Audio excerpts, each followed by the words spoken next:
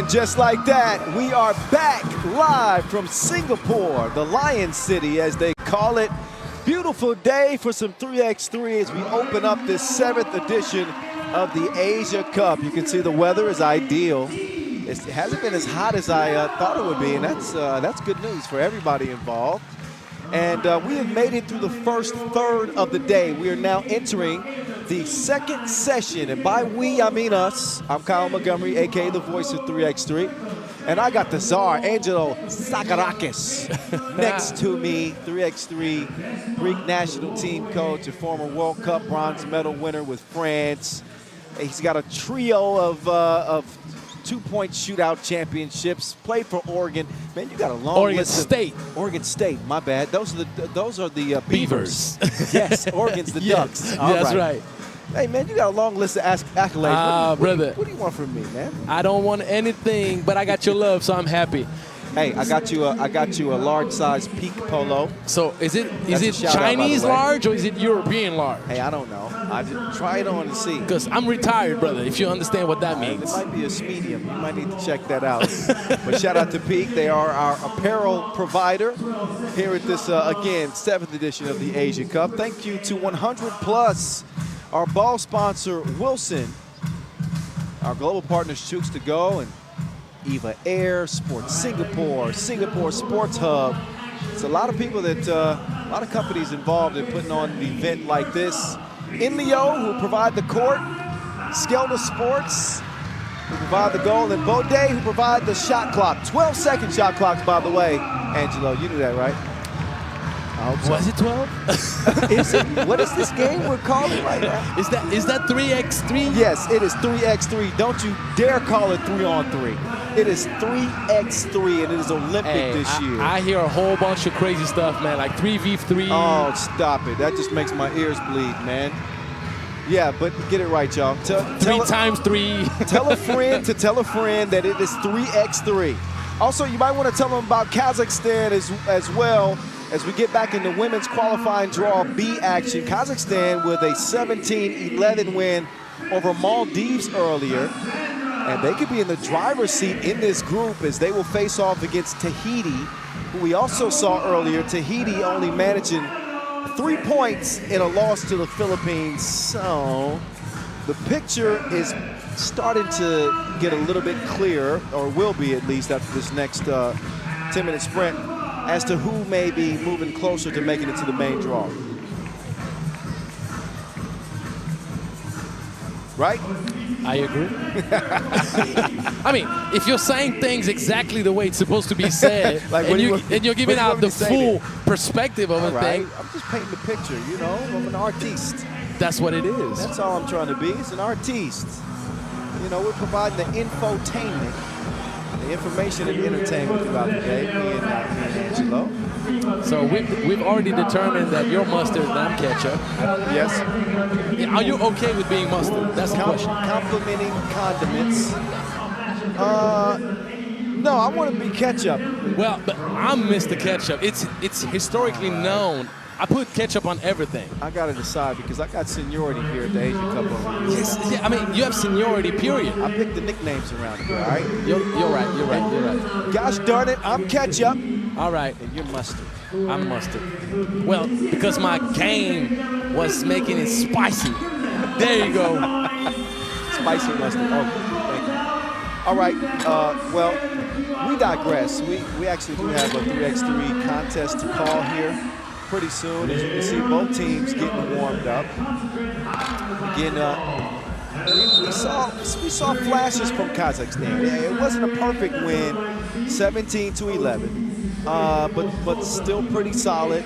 Again, the winner of qualifying draw B for the women go to main draw Pool C, where Mongolia and Malaysia await. Tahiti's going to have a very difficult time getting in if they aren't able to pull out a win here against the. Well, I mean, let's just be very pragmatic, and once again, we have a whole lot of unexpected surprises yearly daily with 3x3, but having scored 3 points in the first game pretty much condemned their chances to qualify.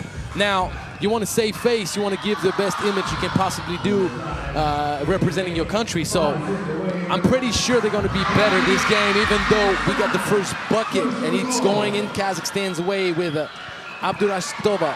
Yeah, right now, Kazakhstan and Philippines are in the driver's seat in this group. Yeah, I mean, that's the showdown we are waiting for it's gonna come down qualification. between those two. For sure. Oh, play nice, play nice. No, it's a physical game sometimes, but I'd like to see, I mean, it goes without saying, a better offensive effort from Tahiti here. I understand that they don't have the same level of experience, and they're kind of learning their way. For sure. But, you know, competitive game is always competitive and improvement beyond competitiveness. You got to take into account where a team started its tournament, and then assess whether they're doing better throughout the tournament, and that's a positive thing that you can build on. Well, the two-point shot is the great equalizer. You never know.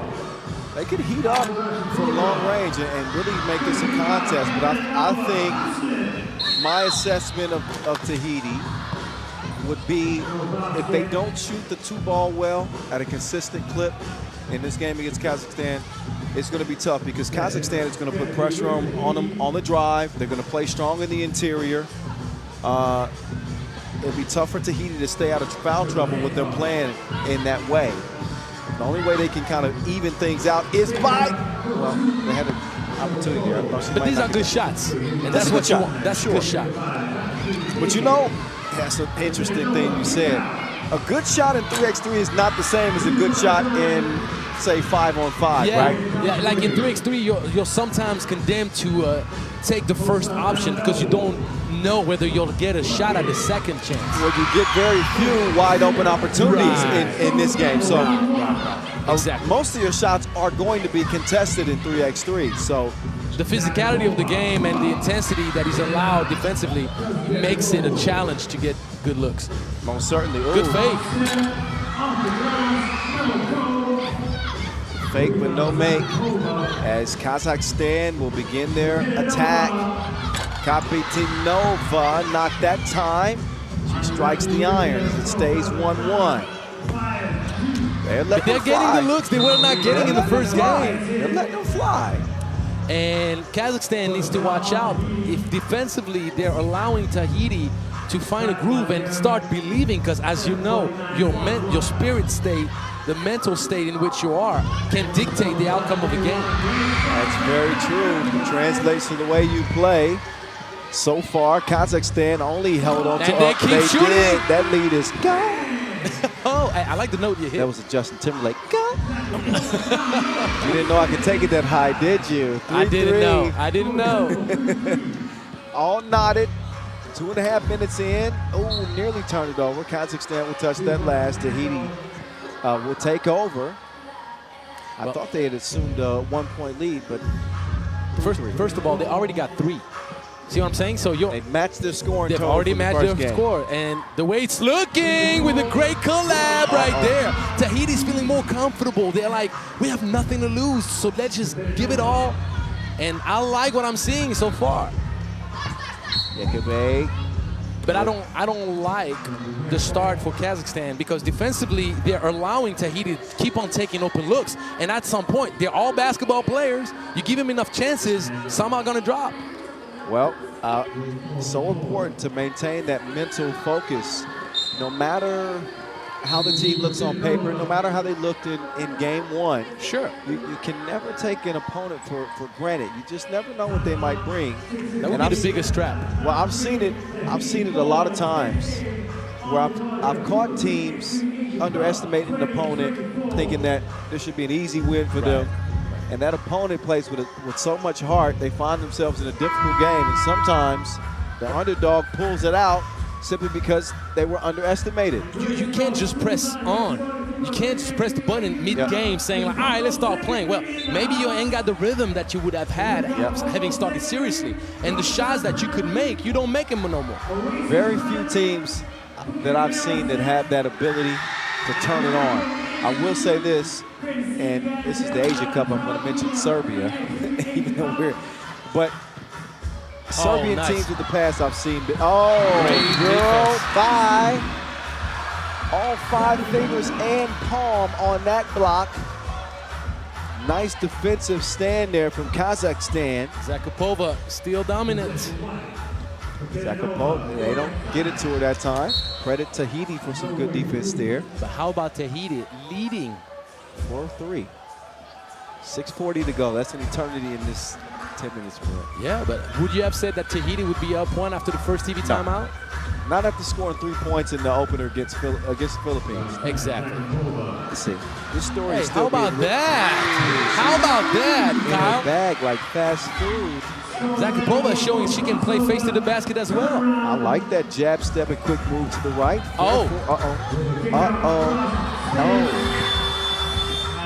Wild shot. Baseline drive. There's certainly a bump there. A bit lucky though. And official Delvin makes the call there. Eddie Liu also officiated his qualifying draw B action. Do you know which language they speak in Tahiti, Kyle? No. French. Really? Yes, sir. There you go. You see, we got each other's back. You give me some education. Education. I like that. I did not know that. Yeah. I need to brush up on my French. All I got for you is bonjour. Well, you la la, c'est où? You better brush up on your French, sir. Well, of course, the Olympics in Paris this year. Yes, sir. What is très bon? Means very good. Très bon. Am I saying good. that right? Très bon. Très bon. You got it. Ça va. Okay, yeah, okay, I got it. But you got to tell them what that means, though, because not everybody. Well, ça va means what's up. Ça va means you're good. Oh, really? Yeah, you're good. Okay. But it's like an equivalent of what's up. Okay. Because when you're saying what's up, there has multiple meanings. You could say what's up in a way of like, are you good? Yeah. Or what's up in a way like, is there a problem? Right? Oh, really? You know what I mean in English? Okay. Isn't that the case? All right. No, that's true. That's true. So it's all in the intonation. Yeah. Okay, so the context. So the Tahitians can appreciate our little French discussion right For here. sure they will. So we give a big shout out. Kazakhs probably, they don't care about our French conversation. No, they don't. They don't. But they care that their team tied the game up to 4 apiece. Wait a minute. Well, never mind. That one comes up shy. 5:13 left. I tell you what, Kyle, in this kind of game, at the end of the day, for example, that shot that could be looked upon as being rushed a little bit. You got to put that crazy spice in it because you ain't got nothing to lose. And if you're outmatched physically, then just get it done like that. That's going to cost you double. 6-4, and that Tahiti giving up a look like that. They keep shooting, but they need to. I mean, Viriamu Ereti has a nice shooting touch, but you can tell they're baiting Yerkabai into shooting those long shots. They don't want Yerkabai to be close to the cup. Well, she's proven that she's a capable shooter, especially left wide open. And another wide open look this time for Kazakhstan, but that one doesn't go down for Abdurashidova. Whoa! That was a long toe. This one was bad. Yeah, because she had almost 5 seconds left on the clock. And the shot clock. Right. So that's Steph Curry ruining basketball for everybody. Well, I believe she took that shot thinking she had less time. That's the reason she rushed it. Shot clock awareness so important. Oh yes, sir. 12 seconds to get into your action and find a good shot. So when I worked for the Clippers in Los Angeles, Doc Rivers was the coach. And he would always preach to the team, pace and space, and also pace with composure. Right. So he wanted you to play up-tempo, but not rushed. So play with pace, but play composed. So I think that some 3x3 teams can take a note from Doc Rivers and play it. There you go. There's a bucket on the inside. I'm not cheering for anybody, by the way. But it's so important in the game of 3x3 to play with pace, but without panic. So Right. you don't want to rush the possessions with that 12-second shot clock, but you want to play with some pace, get into your actions quickly. You don't have all day. You know how my mentor would describe that? He would tell me that in a different way, and we're seeing Kazakhstan just getting it done on the offensive board right now. No call. Nice finish. No call. Could have been one. And Shakibova trying to do it on all sides. Tahiti stays in the hunt. To go back to what we were saying, Kyle, my mentor would say, take your time in a hurry. I like that. Take your time in a hurry. It's easy for me to remember it as pace and patience. Oh. The two P's. Pace, space, and patience. You could literally make it a trifecta, and it makes perfect sense. Yeah.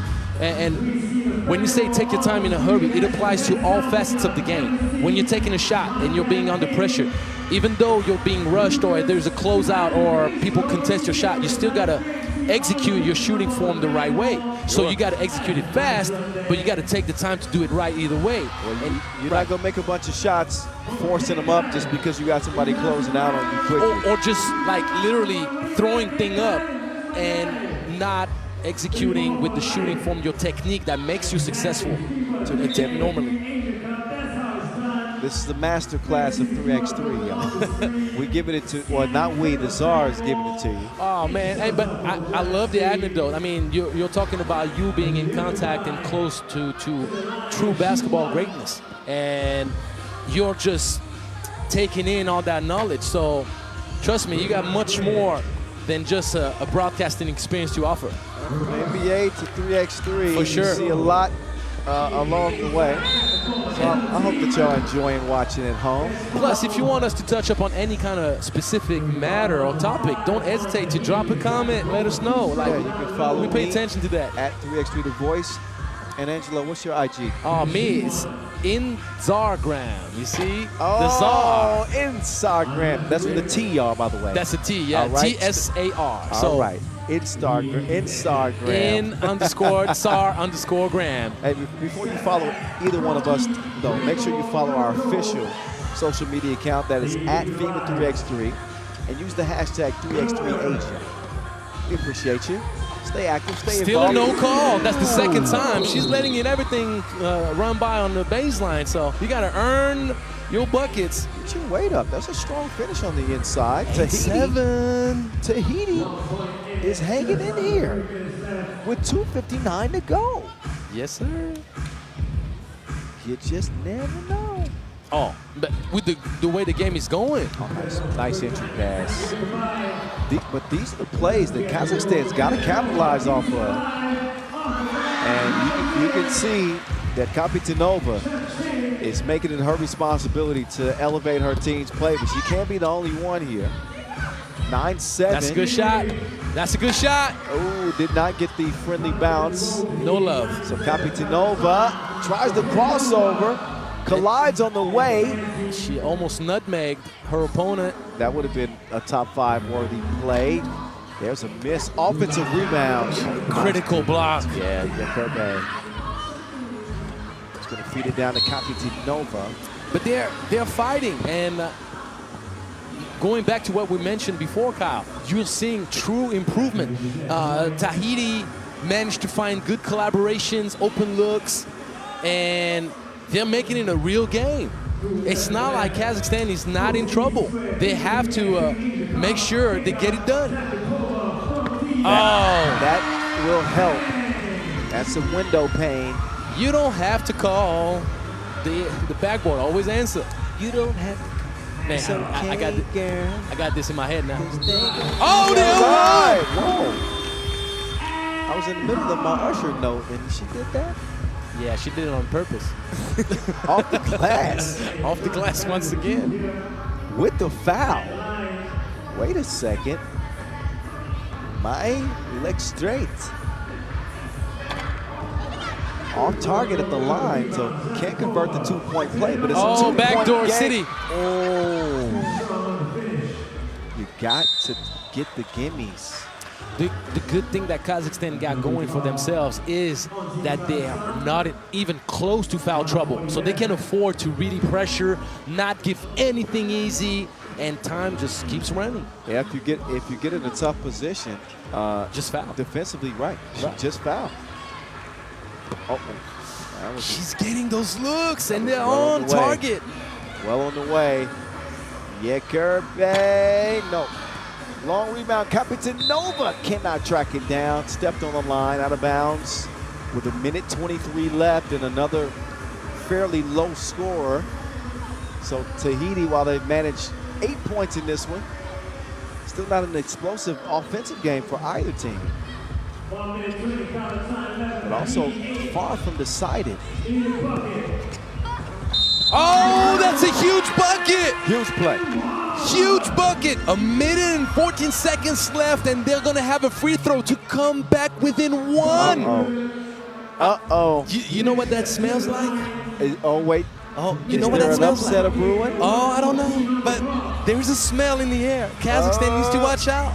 Is there something in the air? Uh-oh, you got to match up on the free throws. Transition defense was not great. And the thing is, it gives the perfect position to Zakipova for the offensive board. Still a one-possession game. Oh, big turnover there from Tahiti under a minute to play. Yeah, Kirby down low. Good defense. Good defense. Good help defense Sure. there. 50 seconds left here in a 2-point game. Yes. Oh, a travel is called. Tahiti's going to come up short, unfortunately for them, but Kazakhstan, You think so? yeah, I think they're going to come up short. Game. I know, but I'm not seeing the future, but I'm seeing them coming up short, unfortunately for them. All right, well, good. Nice move, Kapitanova. Yeah, because Kazakhstan has no foul trouble looming, and that's another turnover. That's what I was suspecting. Love the effort. They're not as safe as they need to be with the ball in their hands, and those costly turnovers pretty much will doom them in the end. Very well. Looks like Kazakhstan is going to stay unbeaten unless something happens here in the next 25 seconds. There's a travel call. Good hands. Good hands. But it'll come down between Kazakhstan and the Philippines. Yes, it will. And They won't play. Abdurashitova asked for the timeout. Kazakhstan wants to make sure they get a good defensive stop to secure that win. Mathematically, it's not done. But you know what's going on, though? Even if Tahiti scores a 2, the shot clock is in, and the game clock is in favor of Kazakhstan. So if you make it hard, you burn up a few more seconds, the 12-second shot clock, knowing that the clock doesn't stop. I think that your assessment of the way this game would end, probably right. 23 seconds left. We'll round up. Tahiti with the ball. This is a critical possession. They need a bucket. Not exactly a 2, but they need a bucket. They certainly don't need a turnover. And they give up to Wilson, and the cookie is in the cup. And that is very likely going to put this one on ice.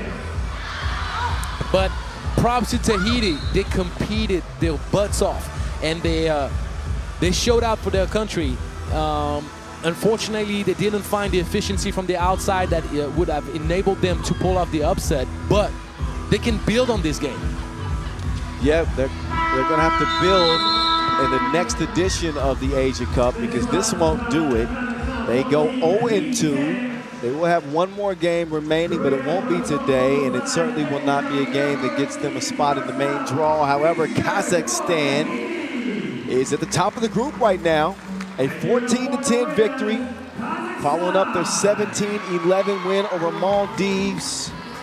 If they can get one more victory come tomorrow against the Philippines, then they will secure their spot. And we'll see how the Philippines do as they'll face off against Maldives coming up next, in fact.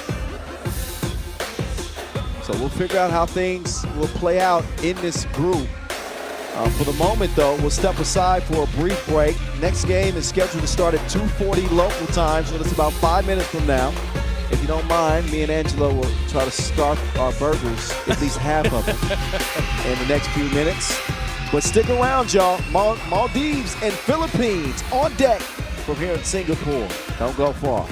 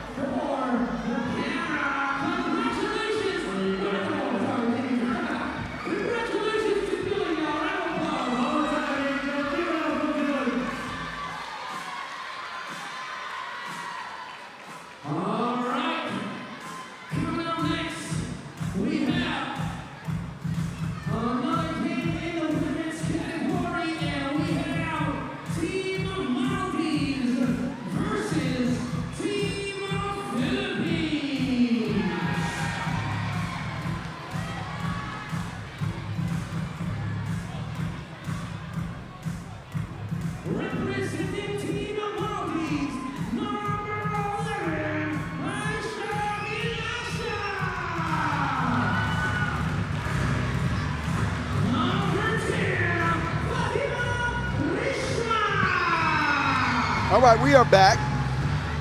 No, I didn't get a chance to finish the cheeseburger, okay? But that's what the next break will be for us. See, Angelo is still scarfing right now. He's taking advantage of me.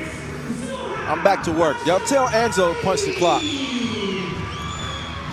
Anyway, we're back to it. I hope y'all having fun. I think we might be having too much fun, but that's all right. We got Maldives. Their first contest wasn't so fun. They lost to Kazakhstan 17-11. Philippines, however, managed a 21-3 win over Tahiti, and they can find themselves undefeated, set for a collision course with Kazakhstan in this qualifying draw B group. So, Philippines looking to handle their business. If they do, we'll see them tomorrow in a undefeated clash with Kazakhstan. That is to be determined in the next 10 minutes. Kyle Montgomery, aka The Voice of 3x3 in your ear from Singapore once again, third straight year, and the 7th edition of this Asia Cup. There are the Gilas coming out in the blue, ready to rock and roll. Keep an eye on Camille Claren. This dangerous quartet of Filipinas, Maldives, showing some toughness on this squad. Like to see them put together a little bit of a better offensive effort, a little bit more consistency early, and who knows what they might be able to come up with if they do that. At this stage, you don't want to count anybody out. And again, in the next 10 minutes, we'll find exactly who that will be that end up in the W category. We know who they are. That's Vanessa Devlin. Hello, mate. And Edmund Ho.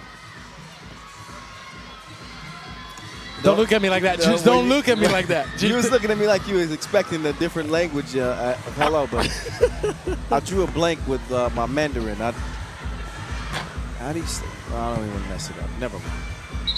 Y'all help me. I should know that as many times as I've been to China. Do you know how to say hello? Ni hao. Ni hao. Ni hao. Ni hao. Ni hao. Ni hao. Ni hao. Ni hao. Look at the youngsters. Maybe some future 3x3 stars over in that group. The stands are filling up, that's for sure. It helps that the weather has been participatory today. Of course, we're playing under a big canopy. The quicker you educate the kids, the more they'll get involved early. Oh, that's the name of the game. Meantime, Rishma, we know she's a certified bucket. She is. She's a bucket. Oh, going with the wind. Takes the vapors. Off balance, did not even need to control the ball with 2 hands. That was Pingo with that quick move. You like the skill set right there. 1-1, uh-oh. There's a scrum for the ball. That was, when I'm with you, all I get is wild shots. Wow, wow, wow. Wow, wow, wow. That was wild. That was late in the shot clock, though, so. Sure. All right, so there's now, either way, it's still as wild as it gets. I'm always looking for an excuse to sing something, even if it doesn't exactly fit. Oh, she threw it in reverse. Yeah, but you got to appreciate the sweet bounce pass from Clarín. Camille Clarín passed it right where it was supposed to be. I ain't mad at you when you hit the high notes and all this stuff, man, because the thing is this. If you're able to pull it off, then you shouldn't refrain from doing it. That's so right. I encourage you to do it. Well, I try to showcase all of my talents, my hidden talents. Oh, spoiling dessert. I wrote that one down, by the way. Well, Consider I that told you. stolen. Hello. I told you I'd give it to you for free. Assist. Consider it my birthday gift. It's going to be my late birthday gift. Wait, when's your birthday? June 3rd. And you're going to be 40. Yeah, we're the same year. 84. That's the Grand Cru, like we say in French. Grand Cru. The Grand Cru. Yeah, my man Bogdan, so young. We so are young. We are young. We're not 61, but I we're young. I got a few more grays, but that just means I've got a little bit more wisdom. Oh, my beard is full white. My beard is full white. Yeah. At the bottom, yeah. I used to have the luxurious, dark, thick beard. Oh, see. Great action right here. Precision dish. And the turnover. And the thievery. Translating into fast break, extra pass. Oh, yeah, Filipino. Oh yeah. Cacho. Catch her if you can. Quick move. Philippines lead it 3-1. Uh-oh. Was that because of the move or? No, they got entangled. All right. I don't want to give credit where credit's not due. They got entangled like some people we know. That was an entanglement like Jada Pinkett and August Alsina. Yeah. That's terrible. That's horrible. This broadcast has gone off the rails. And, yeah, but that's because we're in a good mood to be out here in Singapore. That's true, but I want y'all to know it's Angelo's fault. Y'all know me. I don't behave this way. This is such a lie. This is such a lie. I'm not gonna go for it. All right. Let's get back to a professional broadcast here. Yes. Let's do this. Man. 3-1. We're only giving the people what they want, man. It's your first Asia Cup broadcast and you're already off the rails. Well, I'll tell you what. Very honored to be here. I'll say it again. Joseon misses. Rishma a bit off balance. Force field around the rim. Both players missing everything. Out of bounds, just 2 minutes in. And our second game into the second session. Strong move. Behind the back, beautiful. She didn't forget to tip. The Philippines just playing real good 3x3 basketball at this moment. At a frenetic pace. Getting to the rim, foul is drawn. But the frenetic pace that you're mentioning is the culture. of 3x3 basketball in the Philippines. That's the way they play. And at the end of the day, let's be honest about it, that's the way they need to play. Because they don't have the size to match up with teams such as Macau or Malaysia that are just taller, more physical. I'm not even talking about Australia, which is the most physical team out here with New Zealand. Sure. And so that's what it is. You gotta, like Japan, Philippines, they play with their tools. They play with Puso. Yes, Puso. You're right. They play with Puso for sure. Of heart, man. This is why got a lot of respect for Philippines basketball, especially Philippines 3x3. That's a good block. Yeah, the defense late in the shot clock. Philippines at the moment leading 5-1. When you think about if things stay true to course, and who knows how this was going to play out, but if things stay true to course, and let's say we get a clash tomorrow, we will get it no matter what, but an undefeated clash between Philippines and Kazakhstan. In a matchup like that, who would you say would have an advantage here? And again, I'm not counting out Maldives, y'all. But I'm just saying, I'm forecasting for the future a little bit. Well, it's not about counting them out. Like, the main thing, and it's very respectful. Remember how we talked about Tahiti? You're starting off real far, and the problem with Maldives was the same than with Tahiti.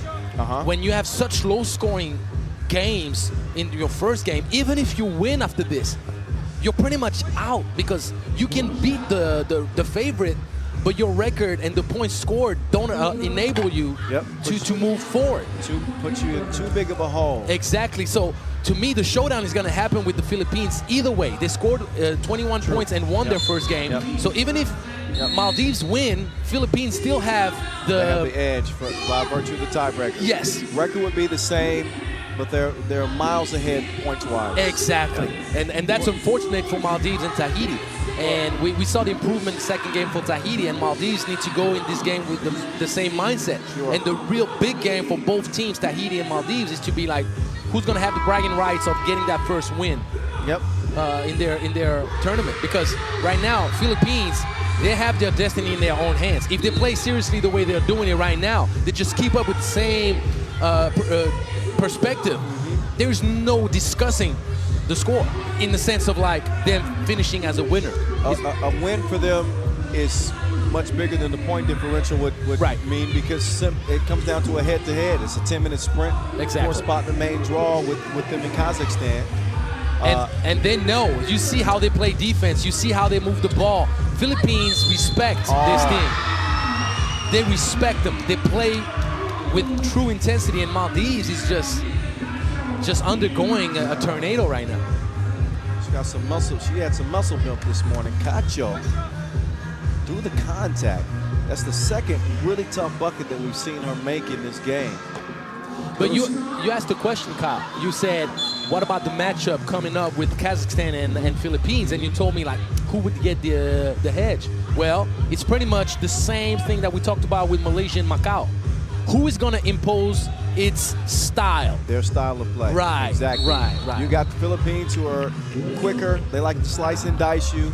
They're good off the ball. Crazy guard pace. play, high level pace. And Kazakhstan, who's a combination of size, and they want to do more work on the inside. Good shot right here. Ifa knocks it down deep off the glass. 6-3. Maybe Maldives is saying, wait a minute, commentators. Y'all talking like this is a done deal. We about to go to work. We're going to find out. That won't help their cause. 7-3 Gilas. Well, the key is, can the Philippines stop Shakipova for Kazakhstan? And can Kazakhstan slow down the Filipino Puso? That's the question. Right. You know, I think that Kazakhstan will certainly be tested because of the fight of the Philippines, but I think physically, I think that Kazakhstan would have a physical advantage, no question. But will they use it the way they should? That is a TBD, to be determined. We still got 5:50 left to determine this game. Maldives trailing by 2 possessions. They aren't out of it. Can they make a miracle run and make things potentially interesting in the group? even though we know that they only managed 3 points. Well, let me check my scores. So 11. It was 11 points. Right. 11 points against Kazakhstan. It would take an impressive offensive effort and an even more impressive defensive effort tomorrow. Right. But the thing is this, they pulled off 11 points against Kazakhstan because defensively Kazakhstan is not that reliable so far in this tournament. And that's why I'm telling you that the Philippines are truly in control of their destiny. Well, they got the joystick in this game. They're controlling it. Right, and Maldives has a really hard time getting clean opportunities, and that's because of the defensive intensity imposed by the Filipino ladies. Easy shots are not coming. No, they're not, and you know they're going to bring the same intensity. What I like about Cacho, she's a guard, but using the glass. But she sets screens and rolls, and as you said in 3x3, what do you have to do? A little bit of everything. A little bit of everything. The dirty work. Foul on the shot. Foul on the shot. It's a little bit severe, but maybe there is some elbow being caught there. Maybe. We're behind the play, so we're only seeing the straight arms. We don't know whether there's any contact on the floor. I'm going to put my trust in official Devlin. She had the angle. Tough to see there. But the whistle is what it is. Either way, the referees are doing a really good job being consistent. To me, sometimes when it goes so fast, it's almost impossible not to make a mistake, because the thing is, you don't have the luxury that we have, having to replay the screens and sitting down with no pressure. We're like seeing the court and everything overall. It's really easy for us to have that composure. The referees, they need to pay attention to what's going on in the paint, outside the paint, the hands, everything. I know the very best of the officials. I learned a lot. And a lot of respect for the effort that they put in. Well, the lines here. They're a key to the success of this game, that's for sure. To any game, really. That's a fact. It's 4:40 and counting. As that pass is deflected. Yeah. Claren lost it. And that's what I like in this game is all the Filipino ladies are doing that little bit of everything, which is they can all drive and attack, but they will all come and screen and collaborate with each other. They will all dive. They will all cut back door. So it makes it very unpredictable. Who do you guard doing what? Again, that frenetic pace, being unpredictable, in a game where that physical attrition builds. We're past the midway point now. Right.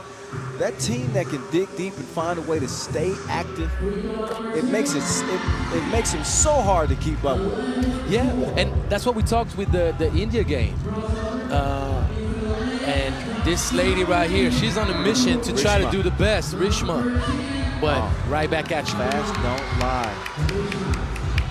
It certainly doesn't. Cookies! She picked her pepper like Peter Piper. And it goes down to get scrappy with it, but look at those quick hands. Yes.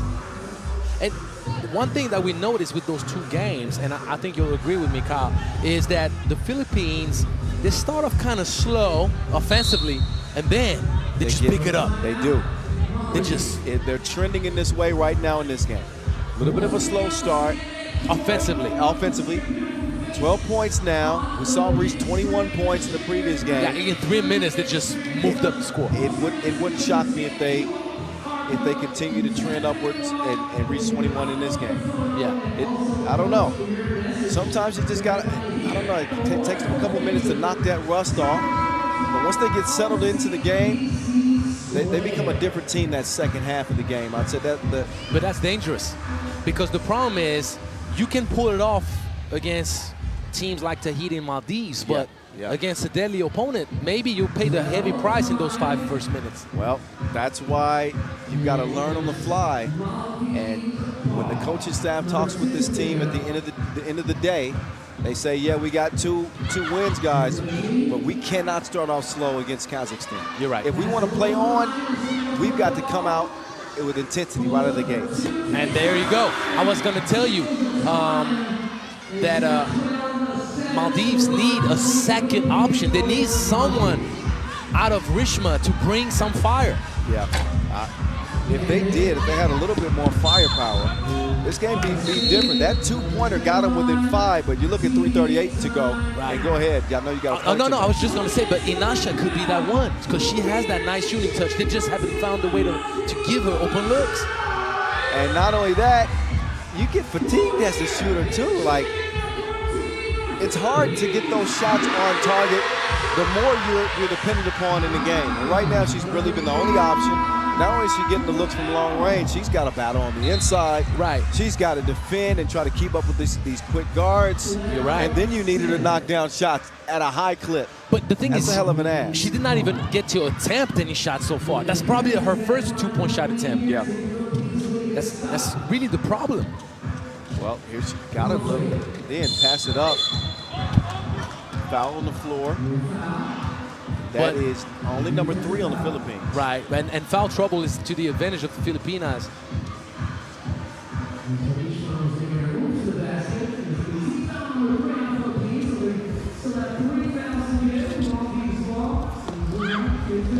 Good flash, great flash. Aaron on the inside, she thought that was a clean block. And technical foul. Technical foul, you don't want to be arguing. You don't want to be arguing with the officials. So 2 free throws coming up. Stay composed, and this is where the game could potentially turn here. As Rishma will step up to the line, you understand the intensity. And listen, you players always think you're right. When it comes to calls with the officials, but we're not always wrong. No, but that's true. You're not always wrong. I wouldn't say that. But you dang sure think that you're right every time. Yeah.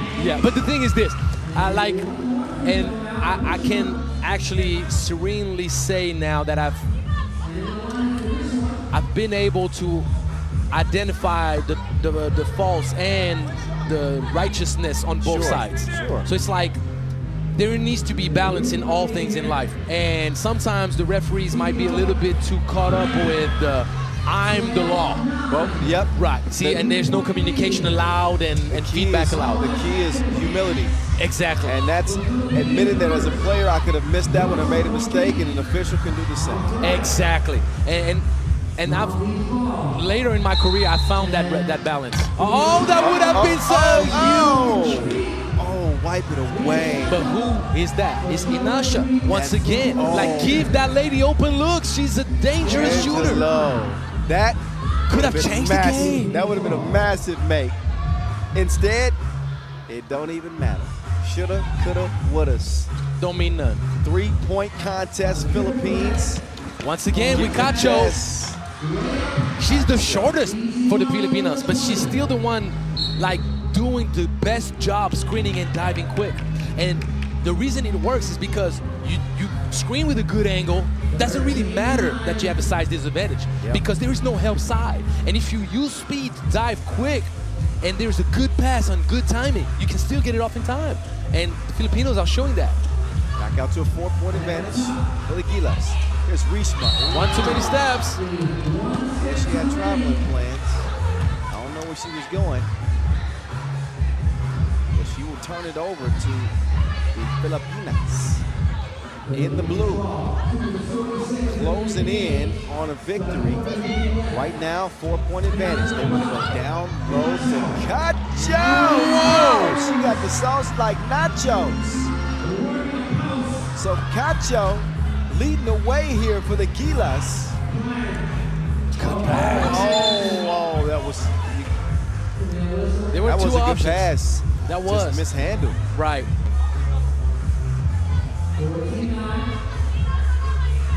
The interior feed and Cacho all balanced, still able to make that bucket through the defense. Impressive game for her, in fact. Yeah, and you know what's, how do you say paradoxical? Do I say it right? Yeah, it's a paradox. Yeah. The paradox in this game is, I believe, and this is my humble opinion, the Filipinas played better basketball this game. I think so too. And like they played better. Even though they haven't scored the same amount of points. Exactly, that's the paradox I'm mentioning. I agree. There for you. Clarence, you went the wrong way. Oh, that was mean. Oh, spin something. Answer. Poor Clarence getting on a highlight. 15-11. Clarence much more sound defensively on this possession. But that was dirty.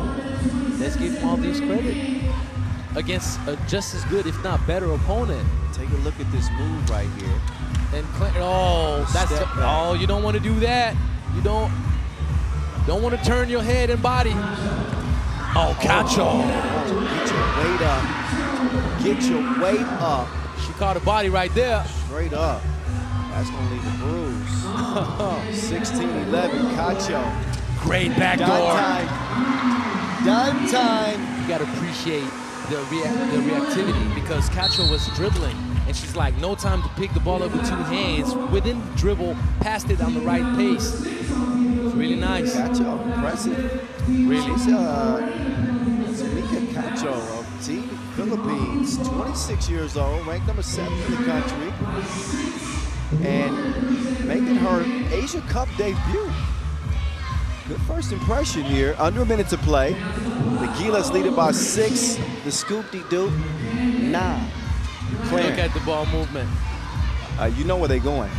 Pick and roll. Oh, good hands, though. Good hands. You know what the problem is? Only one dribble, and you're passing it with your right hand. If you want to do one dribble, you got to wrap around and pass it with the left. Yeah, they telegraphed the play. Right. We all knew where it was going.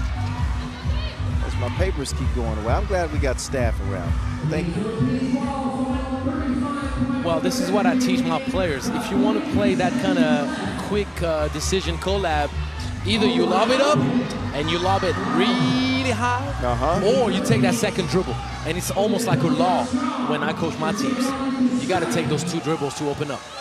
I'm excited about what Greece has in the future. Greece got a great, one of the best basketball cultures. I was going to say, great basketball culture. For sure. 2-ball corner pocket, not enough on it, but this game is, wait a second. Pass back. That was very interesting. That was a hop, step, and a half. So it don't matter though. So Philippines first in the group because of points scored. Yes, 19. Let's see what Maldives, I missed the scoreboard there. It was 19-11. 19-11. Right. 19-11, the Gilas get it done over Maldives. And like Angelo just said, tops in the group. Now you could argue who's been the stronger team consistency-wise, Kazakhstan or Philippines. Well, that's something we'll talk about later on when the day is If you're really thinking about who deserves to be considered potentially favorite of the group so far, is the Philippines. They've showed more consistency. They've executed with the better pace. They've showed the best effort defensively throughout the first 2 games. Right. And I haven't seen that from Kazakhstan yet, but I've seen Kazakhstan being able to be a menace, a force, with Shakipova particularly. And this is something to take into account when you think of day 2 of competition and the matchup for supremacy in the group. Setting up for what should be an exciting day 2. That don't mean we done yet, though. Come on, y'all. We're not. We just getting going. On deck, we turn things over to the men's. Here in a couple of minutes, we'll see Australia and Tahiti take the floor. They're getting set now. Angelo, if you don't mind, I'm going to eat some more of my burger. You can have the first 60 seconds of the game without me. Oh, I got you, baby. I got That's you. it. I got you. Enjoy the rest of the highlights. Australia, Tahiti coming your way with the quickness.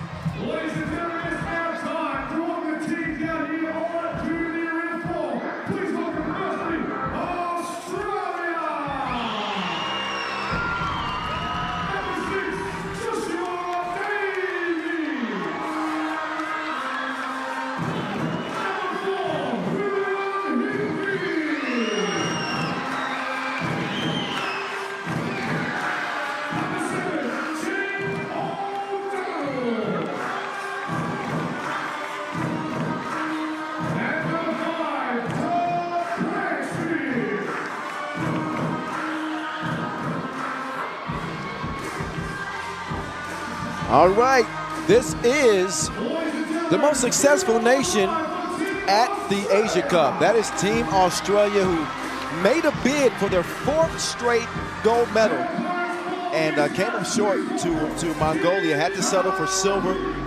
But the Aussies have been the bar in both the men's and women's competition.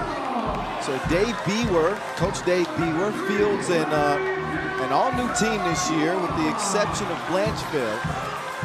TB. Is he wearing 12? No, not this time. Anyway, the Aussies are here, and they want to be back gold here in 2024. Tahiti will certainly have something to say about that. They come out with a mixture of size and speed, so it seems, with Michael Rouchon, Larry. I'm not even going to try. I'll give you a shot at that one. I didn't see it long enough. We'll get it right by the end of the game. But fact of the matter is, Tahiti considered to be underdogs in this 10-minute sprint. But very much a question mark about what type of team we're going to see from Australia this year. Great 5-on-5 players, but as we know, that doesn't always translate to 3x3. But you know why it doesn't translate? It's all about the mentality in which you approach the game. It's not about skill, obviously. It's more so, can you not complain? Can you play through physicality? Can you play through the toughness required? How committed are you to this game? But the main thing is, will you adjust the intensity level? Can you bring the cursor up all the way? Because the thing is, when you're going to go to the basket and you're going to start getting pushed at the hip, hand checked, maybe held upon a little, are you going to cry? Are you going to flop? We're going to see. Are you going to finish through strong? Yeah, we'll see. This is the barometer for them. I mean, you're going up against Australia, and I think it's safe to call them mighty Australia, the mighty Aussies at the Asia Cup. No one has enjoyed the same type of success as we've seen with Australia. They were on a 24-game win streak last year until losing that final to Mongolia. The women's team won their 3rd gold medal just last season. There's 7 editions. You do the math. That's 6 golds for both combined between the men and women of Australia. So they're doing something right. Well, Coach David Lowry and Dave Bewer. They got the talent. They got a great professional league. They're doing things. Now, they're going to be the favorites. And as a favorite, you got the bullseye on you. That's a fact. How do you respond with the bullseye on your back? Every team is out for blood. Blanchfield with the drive and the score. He was outstanding last year in his Asia Cup debut. One of the top scorers in last year's edition. So obviously, the game plan with Australia is pretty much the same year in and year out. They're going to tower over you. They're going to try to bully you and use their length and size to create advantages. Sure enough, if they see a gap, they'll shoot it up on you. And it's tough to contest when you got a lot of 6'7", 6'8" guys matched up with you. But at the end of the day, you got to make them. Here's Blanchfield. What flavor scoop was that? That was sweet. 2-zip, Australia. And you like to change the pace. Oh, yeah. Great contest there. Blanchfield helping protect the rim. Aussie women, you won't see them until the main draw begins. I was kind of surprised to see them in the qualifying draw, but yeah, especially coming off a silver medal. But at the end of the day, it's your involvement day in and day out in the sport that dictates your seeding. Sure. Blanchfield all up in his eye socket. Get him some Visine. 4-zip. Australia.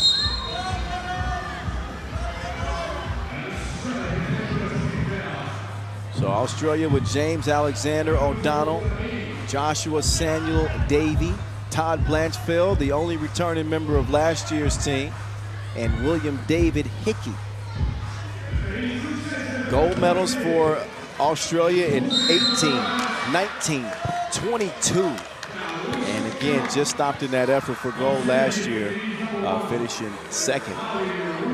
But things are looking up for Australia, who are going to have an opportunity to compete for a chance to make the Olympic Games this year. And, you know, I've covered a lot of their success in the last, you know, 9 seasons. You sure did. Things are starting to come together. So qualifying draw C action in front of you. Kyle Montgomery, a.k.a. The Voice. Oh, nice scoop dish. And the Czar, Angelo Sagarakis. I'm trying to get the T in there. Yeah, for an American-born person, it's gonna be very difficult because it's not natural for you guys. Tongue. It's not lazy tongue. But the winner of qualifying draw C goes into main draw pool C with Japan and the Philippines. Just so you know, Tahiti still looking for their first bucket. They are fighting. They are moving to Wilson. They're gonna get it down low. Big boy against big boy. Take it back. Good defense on the interior. And great size. That's James O'Donnell, who stands 206. Davey also stands 202. So a lot of size from Team Australia. As always.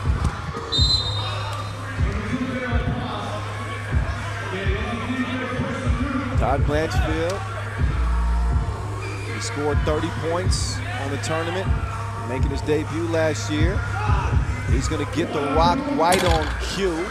And Tahiti should have paid the price for that. You cannot miscommunicate defensively and allow this man to get so free. Blanchfield is a player. He showed, obviously, in his debut, he showed some of his abilities, but now he's going to be counted on as, funny to say, a veteran because he's the only one with any 3x3 experience at this stage. It is what it is. Uh-oh, ball fake. Oh! Beautiful. Australia ain't in Europe. Great ball fake. But you got to finish that. He's teaching the Europeans how to Euro step. Did you see that move?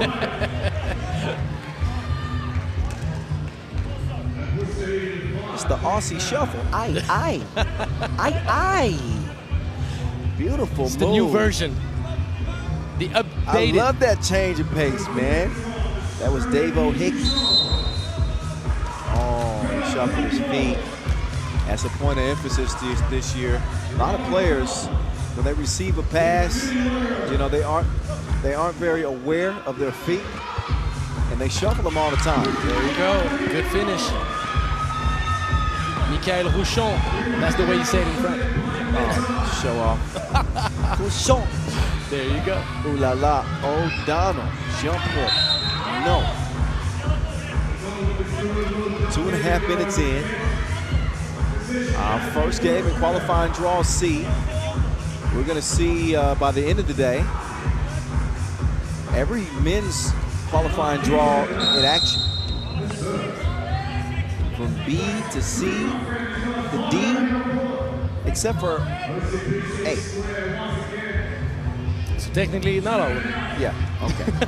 I was looking at the rest of the schedule. And yes. I'm just giving you a hard time, pulling your leg. I see. Security. Get this man. Please get this man away from me. He's disrupting my broadcast. 5-1. You got to pass it with the bounce. Landfield cruising. Because the main thing in 3x3, and we got to share that, Kyle, is the culture defensively, knowing you only have 12 seconds on offense. You're going to have active hands. You're going to have hands up, arms up. So either you fake people out of their position or you go around it. Yeah. It's pretty simple. Yeah. Execution is the hard part. Blanchfield misses the first of two as Tahiti already in the penalty, and we aren't even 3 minutes into this game. That don't look so good. It surely doesn't, but we know who the favorite in the group is. Oh yeah, I mean, so it's like, it's a tune-up opportunity for Australia. And he big boy. Stronger than pneumonia. 6-1 contest. That's a foul. I like the makeup of this Australian team. They got a little bit of it all. You don't see many liabilities in terms of their size. I think the guard play. They got quickness. Look at Blanchfield. He's got great length. He can drive. You know, I was going to tell you, the luxury on that squad is that one of your main ball creators is pretty much the tallest or second tallest guy you have on your squad. So Blanchfield is capable of using the ball screen, making good decisions off that ball screen. He can shoot it. So he's one of your creators, but he can guard a big man on any opposite team. Yep. And that's the luxury you got, because offensively, you get the advantage there. I think Joshua Davey might be the secret weapon on this team. You got to take that shot. Good job. Good job. Nice action to lead to the bucket. Tahiti need a few more of those. Good patience. Look at Blanchfield cruising, kicking it to the cone. Yes, sirree. 8-2. Australia looking impressive. That was Hickey making his mark on the game. And I'll tell you what. Never mind. Never mind. 8-4. I understood what you said. I just figured I'd sneak it in there. You know, I like what you're doing there. You know what a Hickey is, don't you? Well, I hope most people do. Okay. That's why I said Hickey making his mark. You know Well, security. I understood, sir. Security. I understood. 8-4. Cece would make me, she'd give me the chair right now. Any bad joke in the chair must be brought out. You got to sit in the chair for a few minutes and think about You're what on you said. timeout. Put you in timeout. 8-4. Good execution. Oh, that was broke. But he was free, though. And that's all you can ask at the end of the day.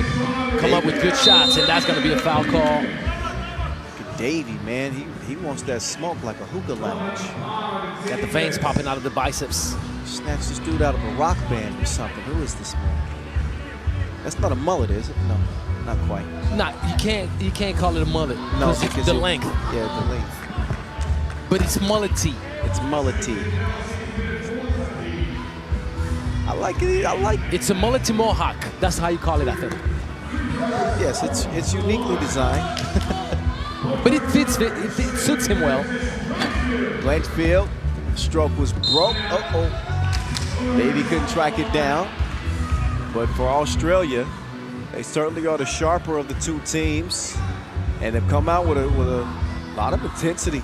And everybody's chipping in from Hickey to Davey, Blanchfield. But Tahiti's in the hunt, though. Yeah, still hunting for another bucket. And I hate to say it, but I think this lead for Australia will get bigger before it gets smaller.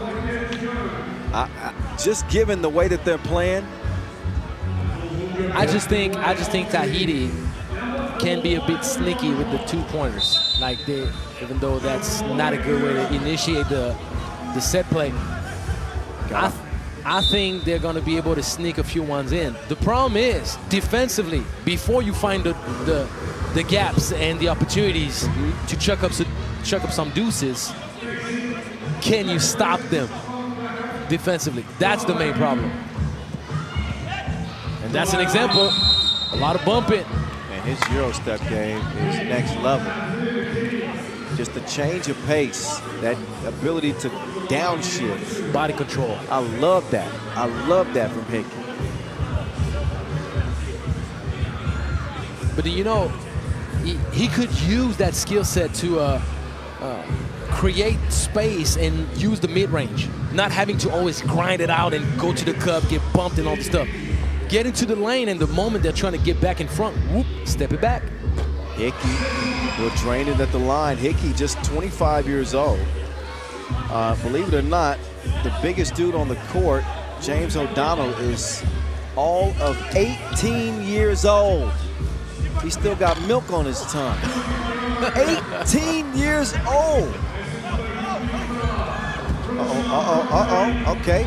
He's in his bag. Wait a minute, you can't do that. drops the shoulder, and offensive foul is called, an easy whistle as the ball goes back over to Australia. Don't look now. Tahiti with their 10th foul. The only reason Australia is not shooting 2 free throws is because it was an offensive foul. Right. The next defensive foul, 2 free throws and possession for Australia, who lead it by 5. There's a foul off the ball there. Is that against the Aussies? Yeah. It's an on-set screen. You're telling me Hickey is 25. He looks like a 30-year-old veteran out there. It looks like he's been in a couple of bar fights or rugby matches, one of the two. Oh! And he heard you. He met him on the top floor. You want to talk about, that was a heck of a contest. Going straight up to prevent getting the whistle. He says, I'll meet you up top. Straight up. Got a hand on it as well. Here's Hickey. He'll miss it. Kind of felt like he was traveling on that one. But I didn't see it traveling there. Yeah, like, you know, that looked like it. They're developing this new skill set now of faking the layup or faking the pass within the within the sequence of the move. footwork. Yes. Good hands. Whoop! Watch out, baby. Hickey is looks right. Like he's all right. Yeah, he's all right. Hickey's tough.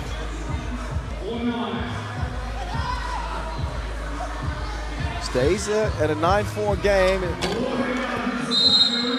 So this is what I'm seeing from Tahiti's offense. There's no real system. There's no sets. They're heaving up shots from long range. It's one of 2 options. They're heaving it up from long range. Occasionally they'll get it down low and let their big man go to work, but that's not going to be a winning formula in a game like this.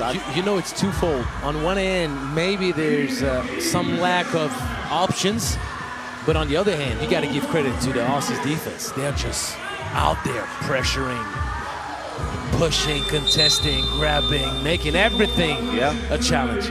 And sometimes your mind may have it in the hard drive to use up some options, but the problem is there's a screen smoke that you got to go through first. There's fatigue, the fight that you have trying to go from left to right, and it makes everything harder. Nice pocket pass. O'Donnell, downhill attack. Blanchfield, he will not get it to go. There was a lot of contact on O'Donnell, but no foul call. Well, it'll be Blanchfield shooting the free throws this time around, and not just 2 free throws, but possession as well.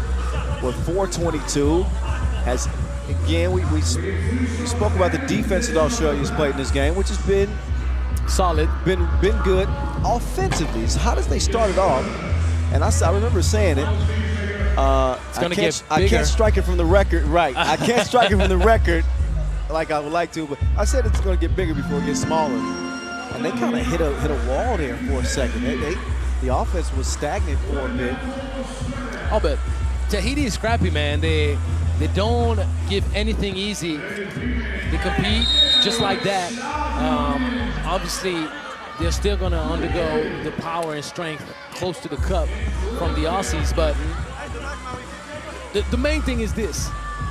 If you can't find some kind of outside shooting efficiency, then you're dependent on miracles. And it's not going to happen because Australia is too strong, too big. And apparently they're not so bad at the free throw line. Davey connects him. And the double trouble already 2 times over for Tahiti, being with the 12 team fouls. It's only going to get worse, every foul being committed. They've been hacking like a cyber attack. As they got 12 fouls. You didn't get that one, did you? Cyber attack? Hacking?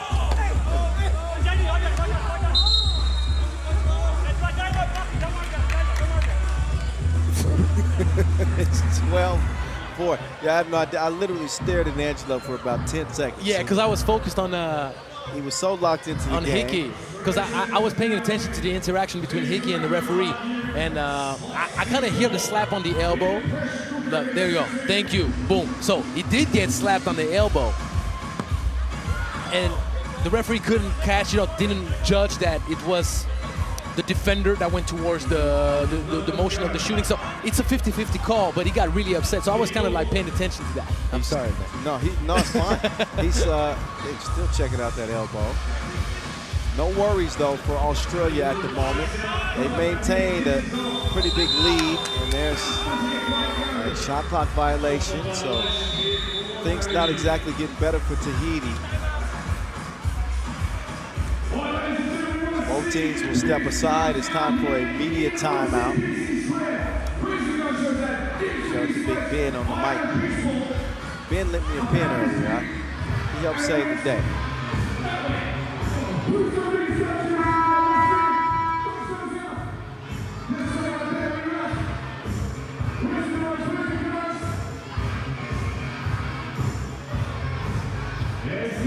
We just saw Coach Damon Lowry, head coach of the women's team, and official thiever of my lines that he's using on broadcast out there in Australia. Oh!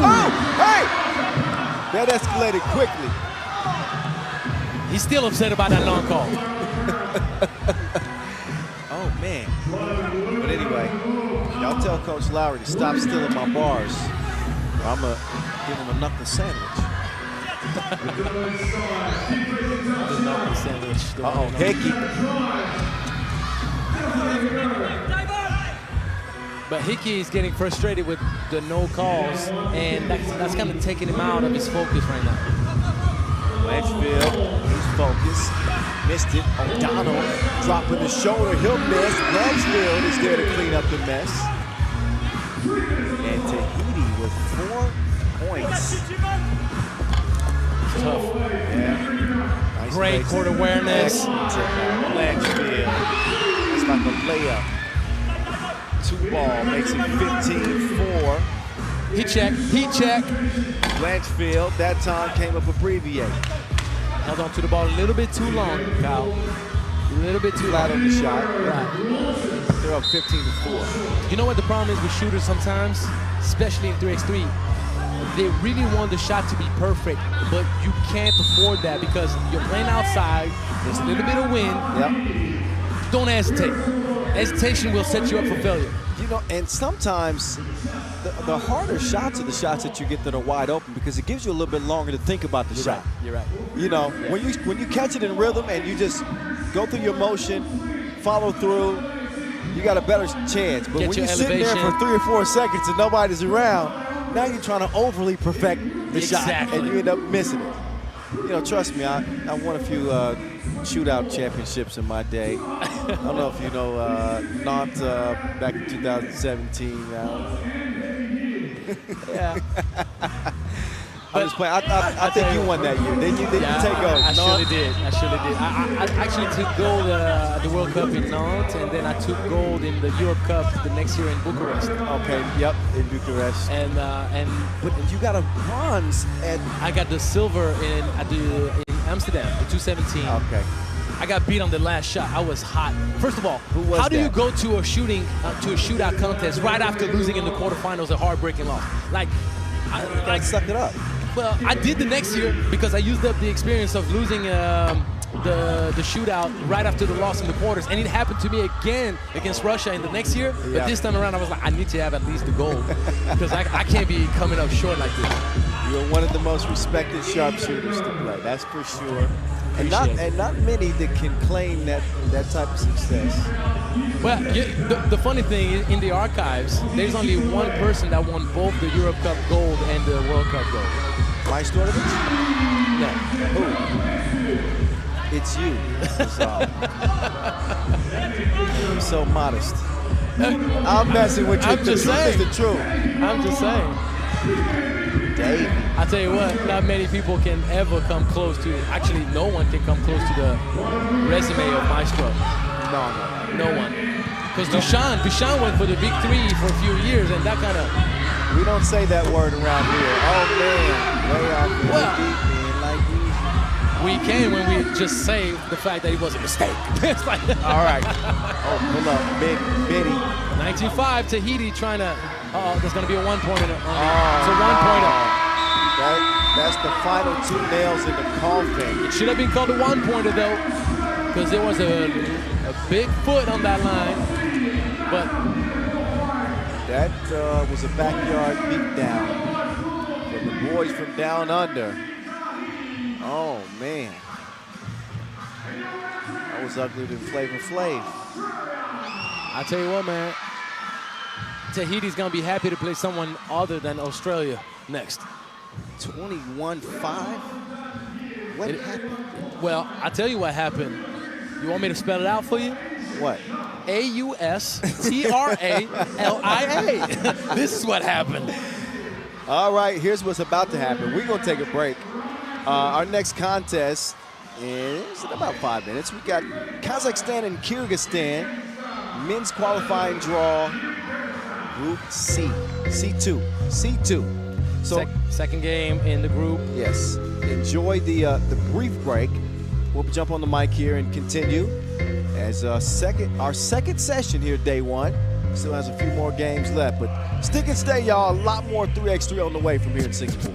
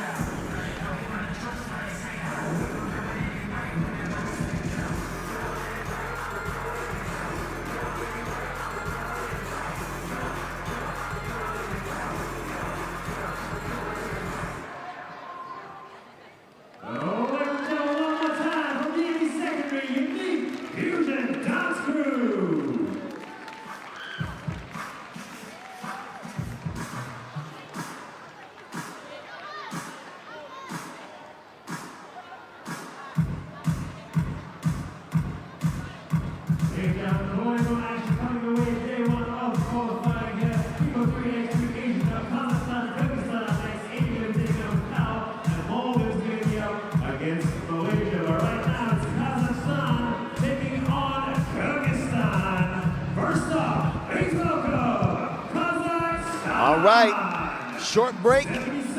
Get ready to start sprinting again as we got Kyrgyzstan and Kazakhstan on deck. Men's play continuing here day one in Singapore, the Asia Cup. is on and popping. Kyle Montgomery, aka the voice of 3x3. Lazar Angelo Sagarakis alongside. Getting better and better. Well. I am. I'm gonna perfect all the names by day 5. I promise you. Hold me accountable. So the challenge is gonna be with the TS, but I'm sure you're gonna get it. You know what? Sa. I'm saying that. Sa. Sagarakis. You see, you forgot the T there. My name is a hell of a lot easier to say. All right. Right. Kyle the GOAT. Sorry, it's Montgomery. Yeah, sorry. Oh, you trying to get some brownie points. I see what you're trying to do. I see what you're Does trying it to work? do. Here we go. Kyrgyzstan in the red uni. So we saw Kazakhstan already with Amanzan Mugadanov, Konyosov, Ibrahim, Samson Ramazan, and Timur Kaliev. Kyrgyzstan, meantime, they come out with Evgeny Pekov. Seen him play on the 3x3 circuit for a while. Nurtai Sabanbekov, Tamerlan Kapakov, and Zanish Adiev. Your 19 seed Kyrgyzstan against your 13 seed Kazakhstan. We saw with the Kazakhstan women, the body of work they were able to put together today. They will have a clash with the Philippines come tomorrow to see who emerges out of that group. First look at the Kazakhstan men. Anxious to see what they bring. This is a team that's been on the brink of a couple of podiums at the Asia Cup. 4th place in 2017, 4th place in 2019, but their most recent body of work last year finished 7th. Kyrgyzstan 24th. So, not that history matters in this matchup, but it's my job to give you the information. Plus, it can set up a precedent. Well, it certainly should motivate Kyrgyzstan, knowing that they don't have exactly a shining resume. Shining resume at the Asia Cup. But it's a new day, it's a new year. And you always got to start somewhere. Started from the bottom. Now I tell you what. They're not here yet, but they started from the bottom.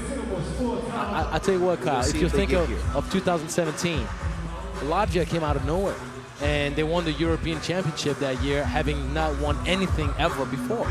So you got to start somewhere. I'm not saying, even though I wish the best for everybody, but you never know. Well, you write your story every day. Kyrgyzstan average about 29 years old. They got a 19-year-old in Kapakov. Everybody else is 31 or above. Kazakhstan comparatively around the same. 33, 28, 21, and 33, their ages, as we get this one underway. Quick draw. Good execution. The young bucks of Kyrgyzstan had that same exact play to free up the shooter at the U18 World Cup, by the way. Right place, right time. To convert that first score for Kazakhstan, Pekov. He misses everything but the glass. Offensive foul on the set screen. Officials in this one. Shirong Shi and Kim Gain, by the way. Got to give them their 15 seconds of fame. I missed it at the beginning of the intros, so there you go. The good thing is you can give them much more than 15 seconds because it's a 5-day competition. So we got time to give them more. That is true. Adiev, quick move, Adiev. Bounce himself out. Adiev will come away with the Wilson. Trying to work some two-man game from the right wing. Cross. Wait a minute. Stepped on the line. And I'll tell you one thing. Ibrahim Konisov, he got a forearm capable of pushing you back 10 meters. This is exactly what happened here. Good flash. He's a pretty solid dude. He's solid for sure. Ain't missed many workouts. And you need players like that bring that toughness, even more so than have an outstanding skill set. Not saying he doesn't have skill set. No, but the thing about 3x3 is that skill is never going to be enough for you to win. great job embracing the contact and spinning free on the baseline. Sampson with that beautiful move, the 21-year-old, showing some flashes here early. He flashes to the paint, get that man to rock. The big fella is scrumptious. 3-zip Kazakhstan. Kabako. Comes up empty that time. Baseline drive here mid-time as Kazakhstan begin their attack, but that one is halted because of a step on the baseline. Kyrgyzstan still searching for that first bucket. Shubhanbekov from the Indio logo gets it back. He's on the drive, moving left. He should do the one-legged fader, counting. That was tough. Nice shot. He got something in his bag. That layup comes up empty. Shubhanbekov will give it up to get it back. He's going to work. He's punched the clock. Shubhanbekov off balance. No. Kaliev. But dangerous pass right there. I was going to tell you, Kyle, I think that Kyrgyzstan needs to not go crash into the Kazakhstan wall too close to the cup. It's a physical team, and I think they need to work around maybe shooting up mid-ranges a little bit, trying to get cleaner shots because they have good ideas, but then they're trying to finish physically close to the cup, and that's not a battle they're winning so far. They're playing the really Kazakhstan strength. Right. Because they are a strong team, and they embrace that contact. They want that. They're not giving up any ground when you make a move on them, drive it to the bucket. Kazakhstan enjoying a 3-point lead. In the early goings, Adiev draws the contact on the way up. So Adiev with 33. Brings plenty of experience to this team with 9 international caps. I like the shoe game too. I don't know what those are. It's the Doncic. Those are the Doncic's. I want to say yes. I like those. I like that too. I'm going to check it though, because the thing is this now. Shoes, a lot of brands look like each other on certain models. No, the shoe game has changed so much, man. I can't tell you whose shoes are what these days. Hey, but he's shooting that thing up, though. I'll tell you this. Shooting like Cupid. You gotta love that. 5-3. Lace up. 6-3. Kazakhstan.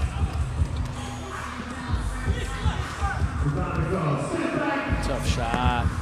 That looked like it was online from our angle. What a quick pass. Nice look. Kaliev setting the table. Adiev. He steps back, creates some space, using the screen, redirects, lost it inside. That's good defense. He said, you will respect my territory. Sampson. And he has been a brick wall on the interior for Kazakhstan. As we head into our first TV timeout, Kazakhstan in the driver's seat at the moment, and Kyrgyzstan have found themselves in a physical confrontation against a couple countries that could be. Is there a rivalry between Kyrgyzstan and Kazakhstan? Well, to me, there are not enough precedents to really say that there's a real rivalry. Okay. All right. There's proximity. Yeah, I was going to say the proximity. There's proximity, the regional, but at the end of the day, have they competed enough to say there's a real rivalry? Because to me, rivalry is built within time. Yeah, you got those historic games and big moments. Okay. Right, or at least let's say that you could say they matched up for the past 3 years and it was a battle every year, but that's not the case there. Not the case. You're right. But it could start today. Shubhanbekov back iron. Sampson. We'll get it clear. Here come Kazakhstan. The space is not great. Beautiful down. He threaded the needle on the inside. Sampson is getting to work here for Kazakhstan. That's where he's at a little bit of a disadvantage. He's not going to be guarding anybody on the perimeter affected. Yeah. Well, he could, but he got to gap him a bit more. Yeah. And but then you become susceptible to the 2-point shot because. But he has length, so you have to play to your strengths. You can make it, at least it's safer and you can still challenge somehow. That was a nice challenge at the rim. Wilson ends up in Kyrgyzstan's possession as we approach the 6-minute mark in an 8-4 contest. Kazakhstan, Adiev, ISO game. He gets crossing off the to-do list. He deposits in the bank, and 8-6 is the result. Yeah, there's some contact here. A worthy whistle on the baseline, a shooting foul. Kaliev steps up to the line and tries to get some more breathing room for Kazakhstan after seeing Kyrgyzstan pull within 2 here recently.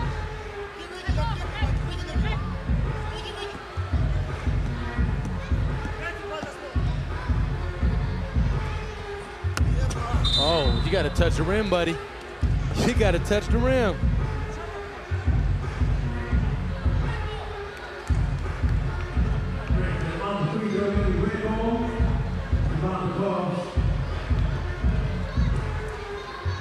All right, Peko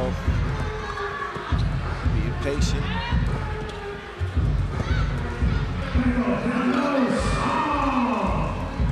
It's a 1-point game. Kyrgyzstan leave a wide open shooter, and they're made to pay double. Nice knockdown from 2-3 for Kazakhstan. Kontsov, Adiev. Maybe that's the mismatch identified, Kyle, because you see, once again, the big boy, Samson Ramazan, can't stay in front. So maybe Kyrgyzstan needs to isolate that. And they did again. They did again. That's a sneaky link right there. Sure, but he's not mobile enough. So the main aspect is, you see he's struggling to cover you defensively on both the drives and the 2-man action. I think he's run out of gas. So he's a liability in the pick and roll. But, man, let's see if the big fella can last another minute.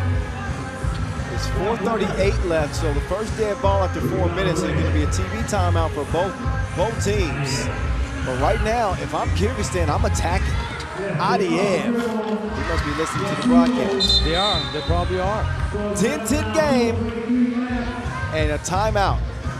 But, oh, no, wait, I'm sorry. I thought I saw a timeout signal. No, it's foul call. It's coming soon, though. Yep. But I tell you what, this is the potential key. Attacking the slower feet of Samson Ramazan for Kyrgyzstan. Kontsov, no. There's the big man. Hey, Samson. get out of here. He got his stuff packed.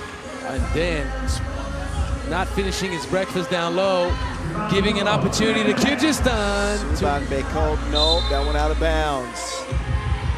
And just that's lack of experience right there. Kyrgyzstan is ready to call a timeout. And official Simpo is saying that's a great job officiating. Right. She didn't have to do that, but she didn't. said, "Are you sure? Look at the clock. It's 4:03 left. You're going to get a break in the next dead ball." And this I is like the kind. that. This is the kind of refereeing that is making the game better. The interaction between players and referees. But technically, you should pay the price for your decision making. What a finish, by the way. But true. That's true. That's a lack of experience. You never know in a game this tight, you know, how badly you're going to need that timeout down the stretch. For sure. Kaliev, Kalino. Touches nothing, out of bounds, 3:36 left. And a game where Kazakhstan was leading by 4. We've now seen that trim down to just 1. Uh-oh. I don't know what you think, Czar. How's the rest of this going to play out? Is the momentum in Kyrgyzstan favor? I don't. Kinda. It's like what I have a hard time wrapping my head around is whether they actually understood where the advantage is. Because Kyrgyzstan just pulled off a few quick buckets off the defensive mistakes of Samson Ramazan. But did they identify that this is the key? Like, it happened because of the matchup with the big men. Because to me, the way it goes is they're just playing the game and the flow happened that it's just consecutive plays that added up to points for them. Yeah. Did they identify why they scored? That's the question. Well, we'll find out. It's more than just identifying, it's executing and putting it to action. 11-10. Shout out Clint Owen. He lives in Kazakhstan. Got a chance to meet him, man, when I was in Astana. He told me that the Kyrgyzstan guys come to play on the Kazakhstan team, so they're all friends. They know each other. That's what he says. So it goes back to what I was saying. Like, yes. The geography is close, but it's not like there's bad blood or anything. And don't forget, for the most part, all these countries, they're the same people. They are very close to the culture. Jab step. Missed. 3:15 and counting. Kazakhstan with a tenuous double grip. cross. Oh, he's untrustworthy. Cross that man like that. Hey, the answer! Right back. It's like saying, oh, you really want to double cross me? Then guess what? I got a double piece for you back. I got something for you too. Suban Beko with that last 2-point strike for Kyrgyzstan. We're gonna have the first real thriller of this tournament, man. On the what? The first real thriller. Like finishing with a nail biting. Look, everything up to this point indicates just that. 13-12, IDF hit him with the hezzy. Get over here, you know? Nice move. Not a nice result. Not a big shot. And that's all net. Slipping and sliding. Fast break sitting. That's just an unfortunate occurrence there for Kyrgyzstan. Because Kazakhstan is now going on a 4-0 run. Kaliev. Good recognition. Good recognition right there. That's the way to play. Adiev just a little strong there. But this was a 12-12 game. And here we are, 17-12 in a blink. With 2:06 to play. So Kazakhstan have come back alive just in the nick of time. So about that thriller you were just talking about. Well, I was asking, is it going to be the first one? And I guess we have the answer. Might not be. That was just 30 seconds ago. Beko, good save, but to the wrong color jerseys. That's the subtlety of this sport, man. Things can switch at any second. Konisov, he blew a tire, lost his footing. Ball will, he wouldn't stay with Kazakhstan, but I think I gotta reuse that one. He blew a tire. You saw that? I think I gotta reuse that one. Timeout on the floor. All arrows point to Kazakhstan with a $1:38 left. Yeah. So blowing the tire thing is when you're kind of like holding your pivot foot, but your other foot just slips. You saw it, like his ankle twisted. I mean, yeah, that's like you're running flat. Yes, I like it. I like it a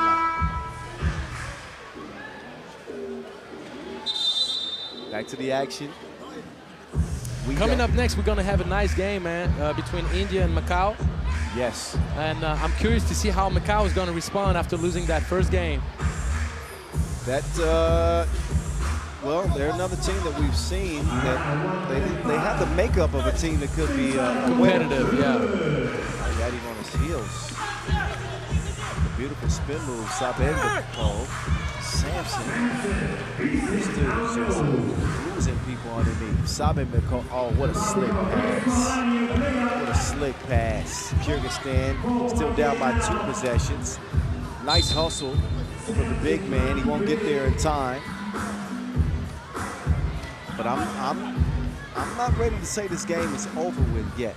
You shouldn't. You got too much experience for that. I'm not ready to say it's over with yet. It's a minute 11. Obviously, every possession here for each team is critical down the stretch, but a shot that would have fallen for Beko. changes things. It's a that, bad pass. Yeah, can't force that. If they score here, this game is done, cooked. Kaliev, It's not yet. spin move. Wait a minute. That closeout defense was a little bit late on arrival. Adiev, fake, telegraphed the pass. Getting still, 39 seconds remain. Neither team in jeopardy of being in the penalty. Although Kazakhstan do only have one more foul to give. Right now, Kazakhstan will set up defensively. And Suban Bekov will open the possession up for the fellas in red, Kyrgyzstan.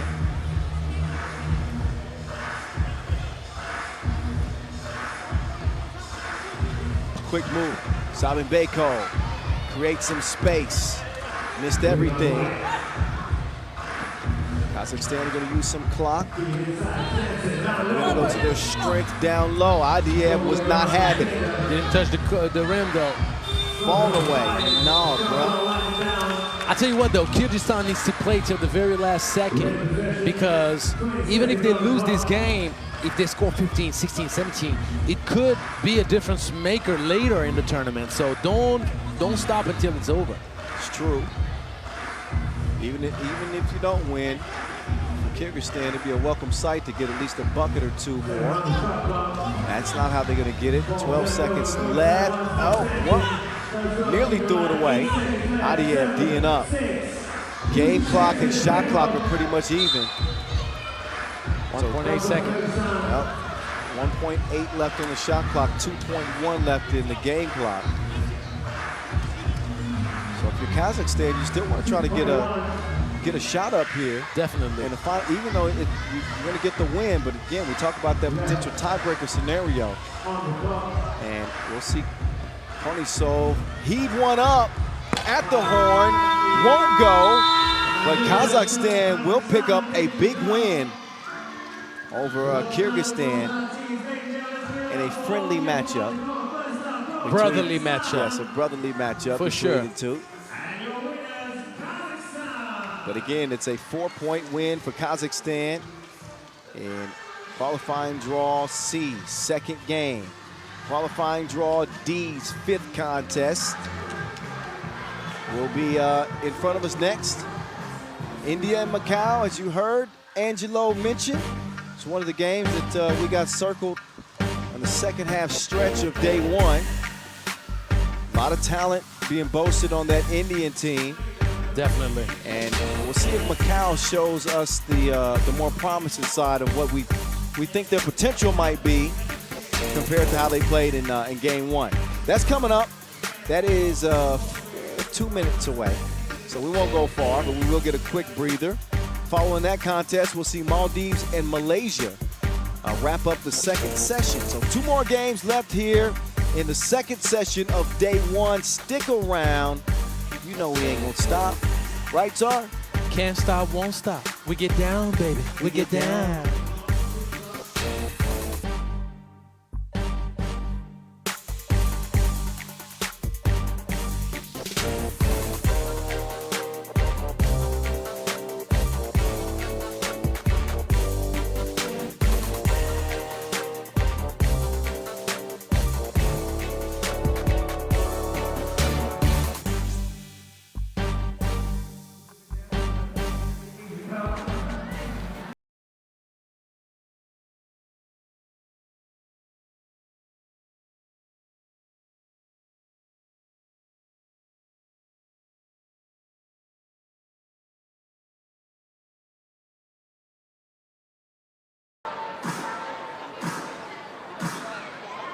All right, ladies and gentlemen, up next is India taking on Macau. First up, representing Team India, 19.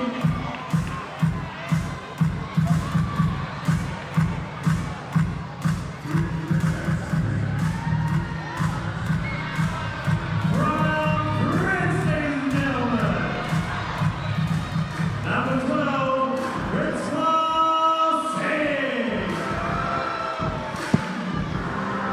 So as we welcome Team India back to the court, as they get set to take on Macau. Reminder of what they did earlier. A dazzling performance against Maldives in a 21-10 beatdown to start off qualifying draw D play. They will now lace them up against Macau, who we saw compete against Malaysia. Macau managed 15 points in a 21-15 loss. But there is Team India, led by the young star, Sakon. Let's see what kind of bags he's got in his tricks he's got in his bag this time around. Sometimes the wires get crossed. What do you mean, what kind of bags he's got in his tricks? That don't make no sense. You know what? As a trendsetter, as you are, sometimes just gonna make up new ones that we're gonna be using. Even if that one for me, I couldn't let that ride. I give y'all approval to talk bad about me right now, but just don't do it too long. All right, now it's Macau. Well, back out in their green. You remember what Einstein said in an experiment that he did with some students? Remind me. He put like the multiplication table. So it's like 9 times 1, 9 times 2, 9 times 3, right? So he's writing it out on the board, and he purposely writes the last answer wrong. And everybody, of course, reacts and laughs and says, like, oh, how's it possible? We're talking about Einstein. He's making such a childish mistake. And he's like, well, I'm just trying to show you something. Well, you know, when I wrote out the first 9 right, no one said anything positive about me.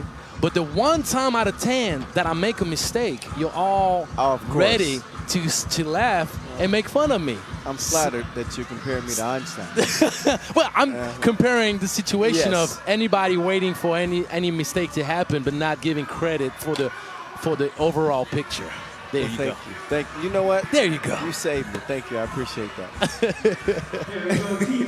All right, here's the applicable one. to everything, by the way. That is true. That is true. Now, tell me what you think, because you pointed out that this was going to be a big game. Yeah. Tell me why.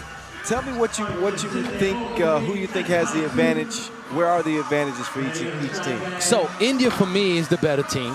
I think they have the best tools. Maybe a slight advantage in talent overall, and we've seen that.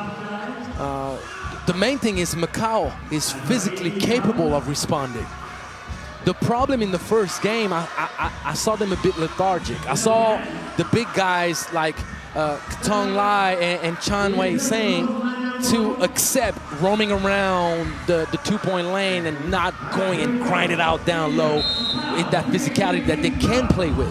So if they don't do that against India, they're for sure going to be in trouble.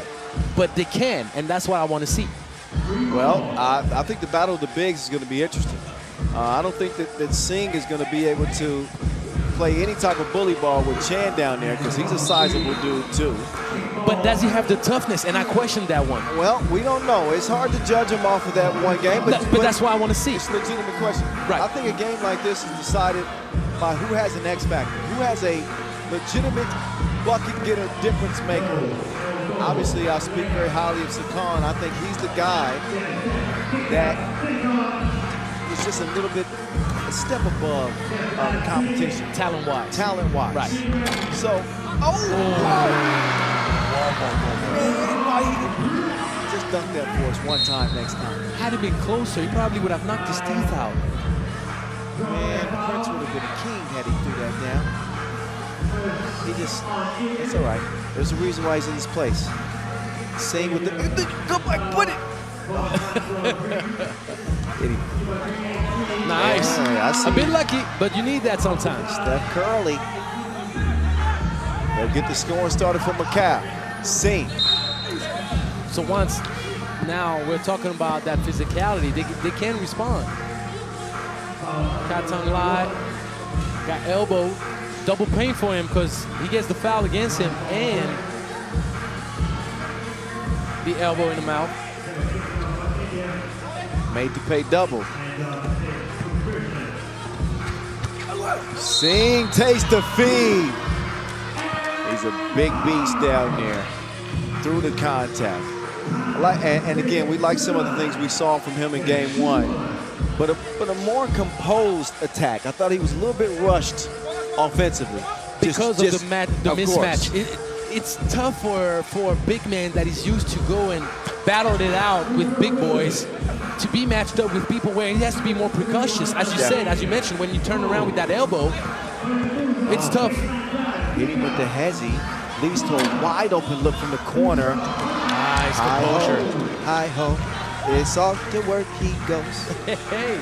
Hi-ho with a nice tip in. 3-2 is the result.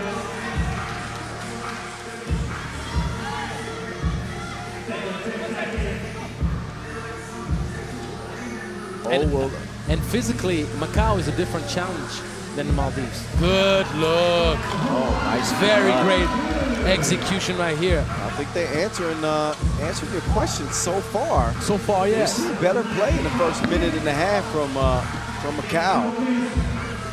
So Khan will miss. No worries, I got your back like a pack with straps. That's tipped up and in. You see, this is what I'm reproaching right now, Chang Wei saying.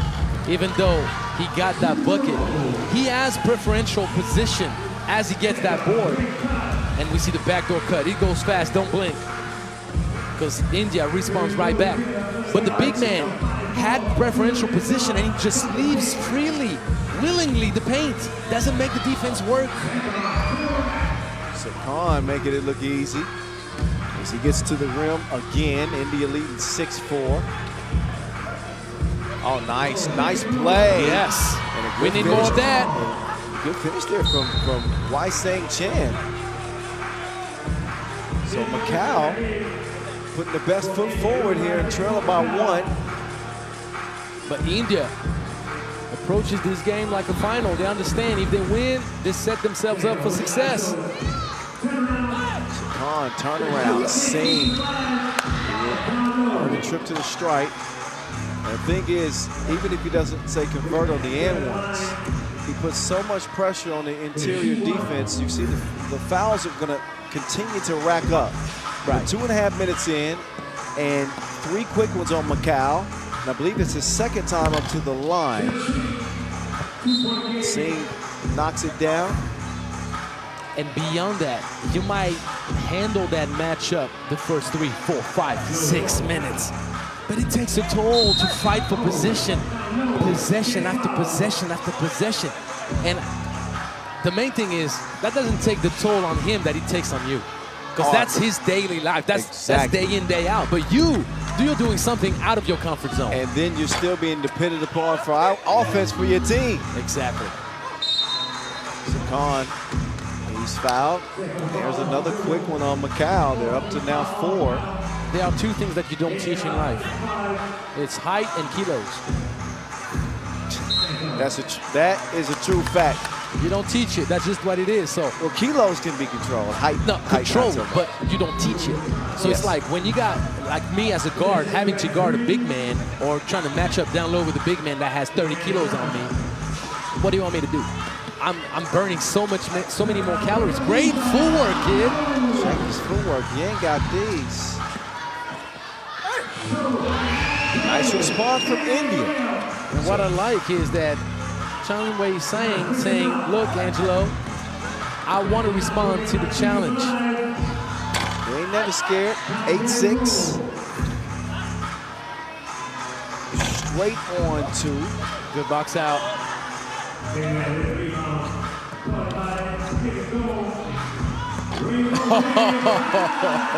All right, then. All right. Off the square. So let's be honest about that one. It was a bit lucky, but you don't have to call. He's waiting for you. Actually, you know what? The backboard sometimes is depressed. And once in a while, you need to say, hey, look, man, I got something for you. Make yourself useful. Yeah. The backboard gets lonely sometimes. Yeah, the backboard gets lonely. So here's the square. Show him some love.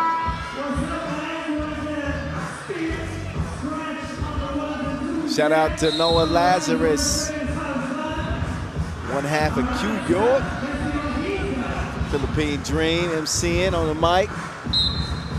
And they got 3 or 4 MCs. We've got 3 or 4 MCs for this event. Too easy of a position taken by Singh. You can't afford, when you're Sang and Macau, to give him the paint right in the middle like this. You got to push him out once again. You allow him to take position down low too easily. You got to push him out. There's that touch. That was a gentle stroke from mid-range. Ooh, got a hand on that too. Should have been a foul call though. A lot of holding on the forearm. So Khan not afraid of the contact. And Singh, the difference maker at this moment, Kyle. He's the difference maker. But you're allowing him to be. He's too skilled for you to give him the paint. He's too skilled. He's too tall. He's too skilled. Too strong. 205. Hey, that was perfect. 2-2-2. You see what I'm saying? Even when you don't want to. Nope, it just came together. I pretended like I planned that. Maybe I did. Maybe you did. The Einstein thing? Maybe you did, but guess what? It don't matter. But still fresh.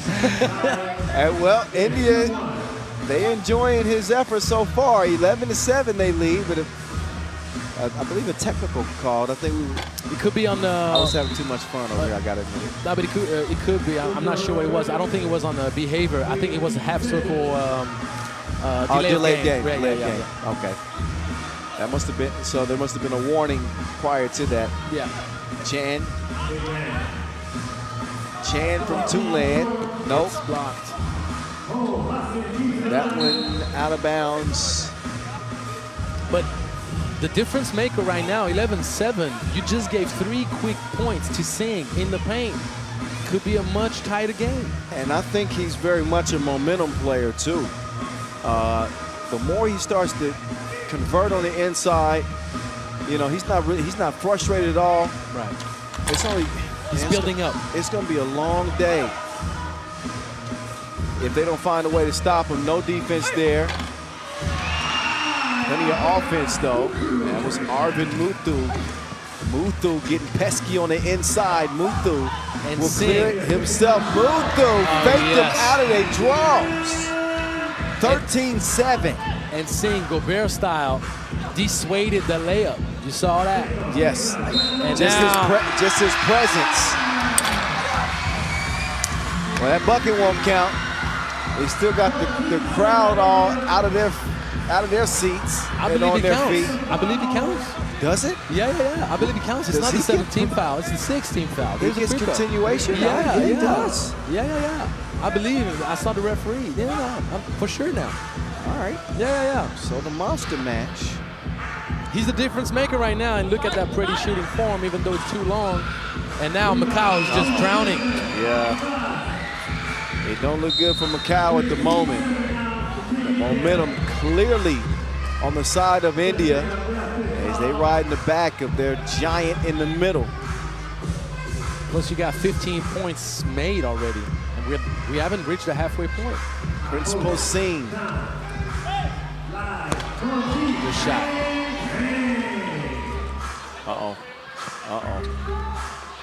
Singh waiting on the outside this time. Oh, he hit him with the penny. Yeah, he did. That was nice. Right. See, you know, the young kids probably don't even know what you mean when you say penny. Please educate him. Just educate him, please. There's a guy named Anthony Hardaway. He was the former #1 overall pick for the Orlando Magic. Penny Hardaway. He had his own commercials with Spike Lee. That was 90s. So, Little Penny. Yeah, Little Penny. Man, those were the good days. Penny was his nickname, so you understand. Remember the pinstriped Orlando Magic jerseys back then? Oh. That combo with Penny. Before there was Shaq and Kobe, there was Penny and Shaq. Trust me. It was just as good. And yes, India running away with it now. Target practice.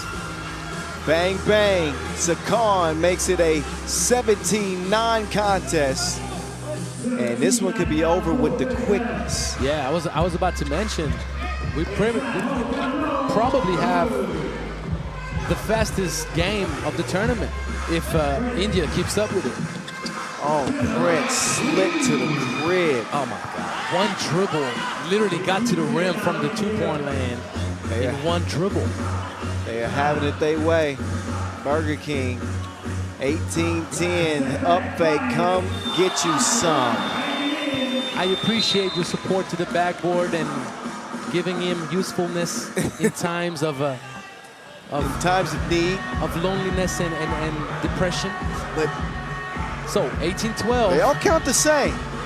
I don't care if it's ugly. Oh, good defense right It there. does kind of the same. It all It counts the does same. count. And Macau, don't look now, but they have a pulse at least. And this was looking like it was going to be over in the next 2 minutes, but 3-possession game. They're finding a pulse offensively a little bit because Kai Tong Lai decided to finally shoot the ball. He needs to let that thing fly. But defensively, they can't prevent Pranav Prince to get to the cup. They haven't been able to handle and push out the paint Singh. So it looks like India's going to finish up what they've started and sooner than we think. We'll see if they finish their lunch. Prince with the drive, pull up off the iron. Prince sticks with it. Prince elevates. Got blocked, got stuck underneath the rim. Cookies. Oh, but he picked his pocket. Need some milk with that. Called the authorities. He's on the run now. He misses the layup. They want to make it last forever. Make it last. And once again, missed layup. Sakan. What in the sorcery was that? It was exactly what we mentioned earlier. It was like he pressed slow motion. Yeah, but he did that fake like on that first step. Yes. The first step, he fakes like he's going to go to the layup. And as expected, India is 1 point away from the win now. I mean, he pressed pause mid-drive. I got to give credit to these younger players and how they've kind of expanded certain moves in America. At one point, the Euro step wasn't so popular. Right, I know it was very right. popular, but it wasn't so popular. And then they started to add that to their game, and now you see all these variations. Look at this Euro step.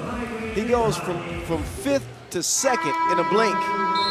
And just that change of pace at that moment throws the defender off And he just adds enough. the ball fake on perfect timing. Because the thing is this, you hesitate a little bit and you're either going to commit a travel or not succeed on that fake. Richie Rivero, Filipino player, the best Euro step game I've ever seen of any player anywhere. Richie Rivero, I'm telling you. I'll show you a link later on. I did a Euro step video with him. I'm telling you, the Filipinos will tell you about it. Richie Rivera his Euro step game is crazy, crazy.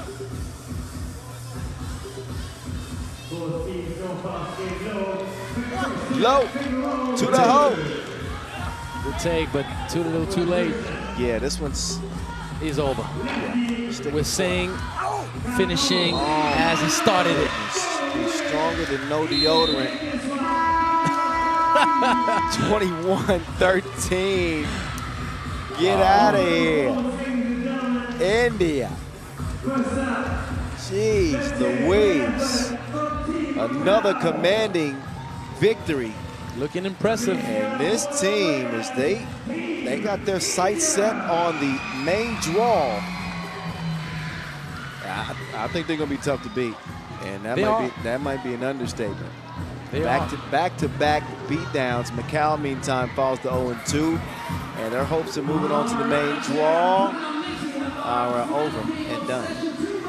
Not going to happen. Well, the only team that's going to have something to say about it is going to be Malaysia. And pretty much the same setup than in the women's bracket with the Philippines and Kazakhstan. They're going to have a showdown between those two teams for the qualifying ticket. Well, enjoy the highlights in this one, especially if you're watching from India. We say hello. We got one more game left here in the second session, and that is Maldives and Malaysia. Men's action. So we'll get that 10-minute sprint set up for you, slated to tip off, or to check ball rather. In about 5 minutes time, we will see you then. After that, we'll take another break and get ready to wrap the day with the final 6 games of day 1 here of this Asia Cup. Stick around, more to come in a minute.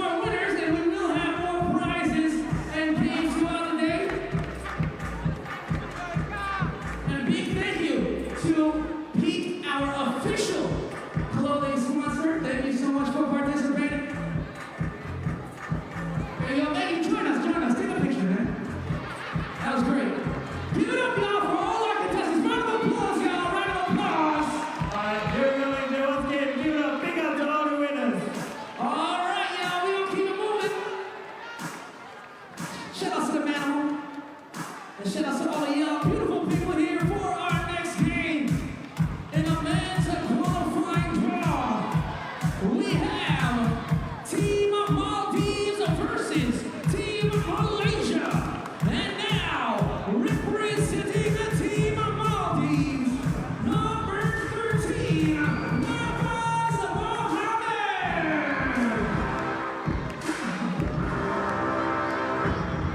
Number 11, Mohammed Koulibaly. Number 1, Ismail Yusuf. And number 14, Abdullah Mohammed. So out come Maldives first, losing to India earlier, 10-21, excuse me. I need a sip of water. You want to take over for a second? Yes, I can take over. I got your back, baby. I Thank got you, your sir. back. Thank you. So the main thing now is for Maldives to try to come up with a big win, first of all, to write history. Second of all, to keep their hopes alive for the remaining of the competition, because it's not over until it's over, even though it looks quite difficult. Yep.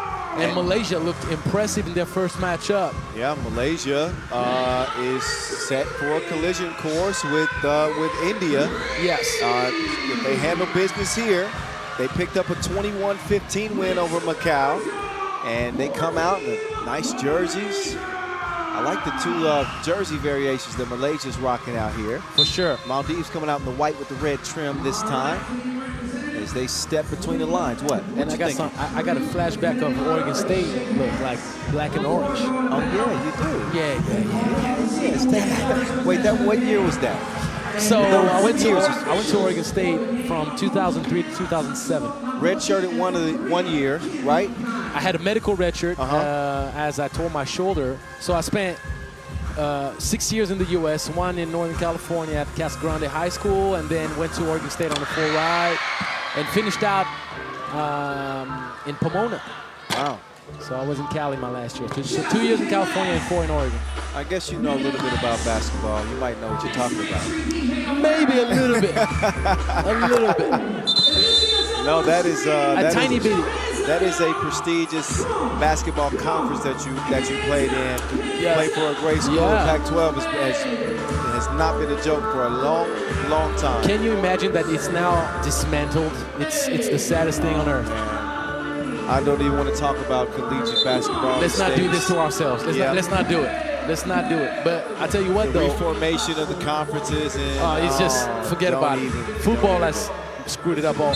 But let's go for Malaysia and Maldives. We digress. Malaysia, Maldives, last game of the second session. Xian Fu. Spit out by the rim, but Chung Kong is there to clean up the mess. At the right place at the right time. Kuwait, a little bit long. I tell you, when he misses, he's narrowly missing. Oh, nice unselfish play right there. Why did he almost turn it over though? Yeah. Because right off the pick, he goes to try to pass it after one dribble. You're gonna have active hands. Take that second dribble, you find the same pass and get either a bucket or just as good of an option. Yeah, no, I think it's something that they're going to learn with more experience. But again, Maldives is making their debut to the Asia Cup. They've never faced this type of competition, obviously not in their own country. And now you're going up against Asia's very best. Sure. Well, some of the best. Some of the best. It's the qualifying draw still. Right. But you still have some of those teams that are worthy of main draw for sure, and some of them that will go. Did you see that jab step? I did. Left him in the dust. Put him in a different county with that. 3-zip Malaysia out of the gates and continue to put the pedal to the metal. Xian Fu will kick it out to JJ. No. Chung Hong, no, he can't make it count. No love. So misses the shorty. Good fake. Got him off his feet. Extra pass. That's the way to do it. Good contest, though. I got to give some credit on the defensive effort right there. Chun Hong. He'll miss it. Xian Fu battling on the inside. And this is another disadvantage size-wise for Maldives. We saw the fight and grit that they had, but after having to fight in a game like we saw to start the day, wonder can they keep it up for another 10 minutes and not only keep it up, but actually pull out a victory against Malaysia. I think that's a tough ask. That's a tough ask for sure. And the main thing also is Malaysia is a team that can match up with their speed even better. So it's going to be difficult for them to find the gaps that they already had the hardest time to find against a slower yet lengthier Australian team. Yeah. This man got the deadly jabs, but teammate couldn't finish the job. That's an open look. They need that. That was like a 1970s jump shot. I ain't seen that form in a while. That's when you try to, no follow through, you just try to place it. It's like it catapulted up there. And beat, see you later. Oh, the man is fast. He got an extra gear, that's for sure. He stayed in the fast lane. Nutmeg to the turnover. So that's not really a highlight, is it? It's not at all. Unless you convert it on the other side for the other team. 6-0, ain't nobody converting anything except Malaysia at the moment. 6-0, feeling like sub-zero for Maldives. And you know they know the heat over there, so not comfortable at this moment, is it? Finish him. Finish him. That's what it's looking like. This game is on a fast track to 21 for Malaysia. Unless Mafaz and company can turn things around quickly. We are only 2.5 minutes in, but I've seen no signs of slowing down of any defense that Maldives can present to Malaysia. No. Too many open. Oh, that was the right idea, but poor execution. If you pass it there, pass it like you mean it. Jianju. But the young fans appreciating the show, and you love to see the energy in the stands. Anytime there's a highlight, they're off their feet. We got a good crowd here today. A lot of anticipation for this third edition of the Asia Cup. And we're talking about first day of qualifying draw. Right. So imagine what it's going to be when the main draw hits. Oh yeah, we're gonna turn up. That is for sure. Possession remains the same, and get a fresh shot clock.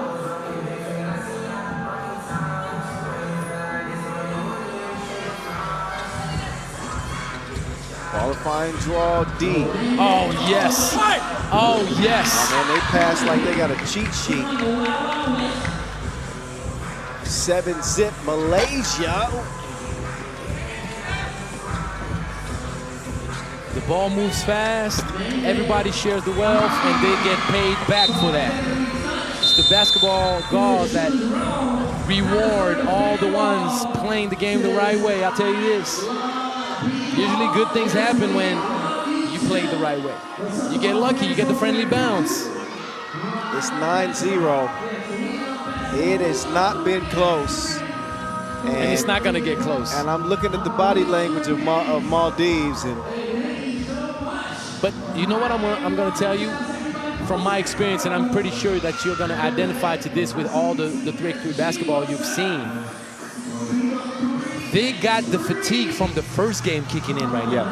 Yep. It's like they're trying, they want to, but the closeouts ain't happening. The contest ain't happening, and it's just too hard for them. They're learning this game of 3x3 on the fly, and how hard it is, and the type of energy you have to exert in each 10-minute sprint.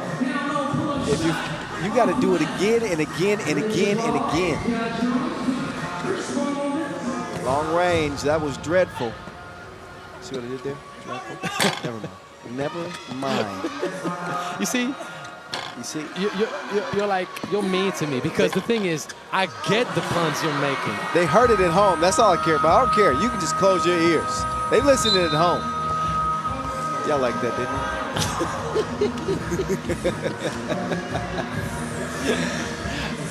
6-12 to go. Sometimes I'm just caught in You the locked bubble. in, bro. I'm watching. You locked in. You locked in. I'm locked in.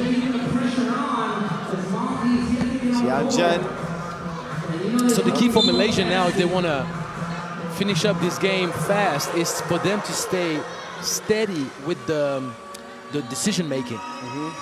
Not get caught up with, all right, the game is easy, so let's just have a party. Because that ends up making you play 10 minutes, and it's added fatigue. Sean with a good look. I think it's important for Malaysia not to take their foot off the gas. Oh, quick hands, poking away. Oh, see? Oh, you got it. Okay, yeah, he didn't control it. Yeah. They were fortunate to get a friendly bounce there. That was good defense. No call, huh? No. All right, let the game go. Unforced turnover. Who touched it? No one. Maldives is claiming that Malaysia touched it, but I don't think they're going to sell that one to the officials in this one. They are not. 5:32 left, and an 8-point lead for Malaysia. Chun Hong did not identify the flash. He went to the ball and he had the way open to go to the cup. I think some of the principles are easily forgotten when you feel like you have the type of advantage that Malaysia has shown. Sure. I tell you what though, he probably also wanted to come off shooting. So sometimes you don't identify maybe the easiest option that gives you the quick bucket because you're looking at it. I know if I'm playing those kind of options, my first thought, second and third probably is, do I have a shot?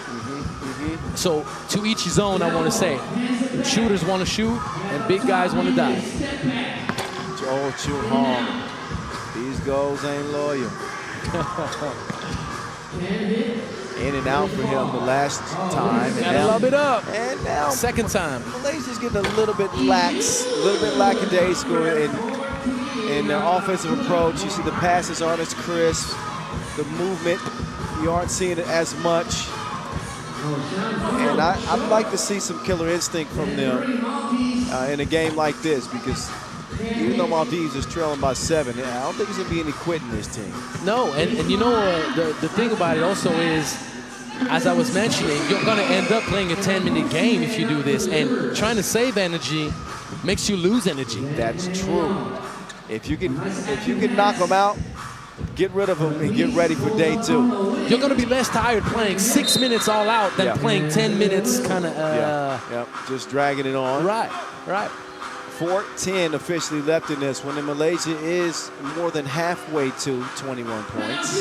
11-3 officially. Xianzhen will open the possession for the Malaysians. He's got it back. They'll feed it down low.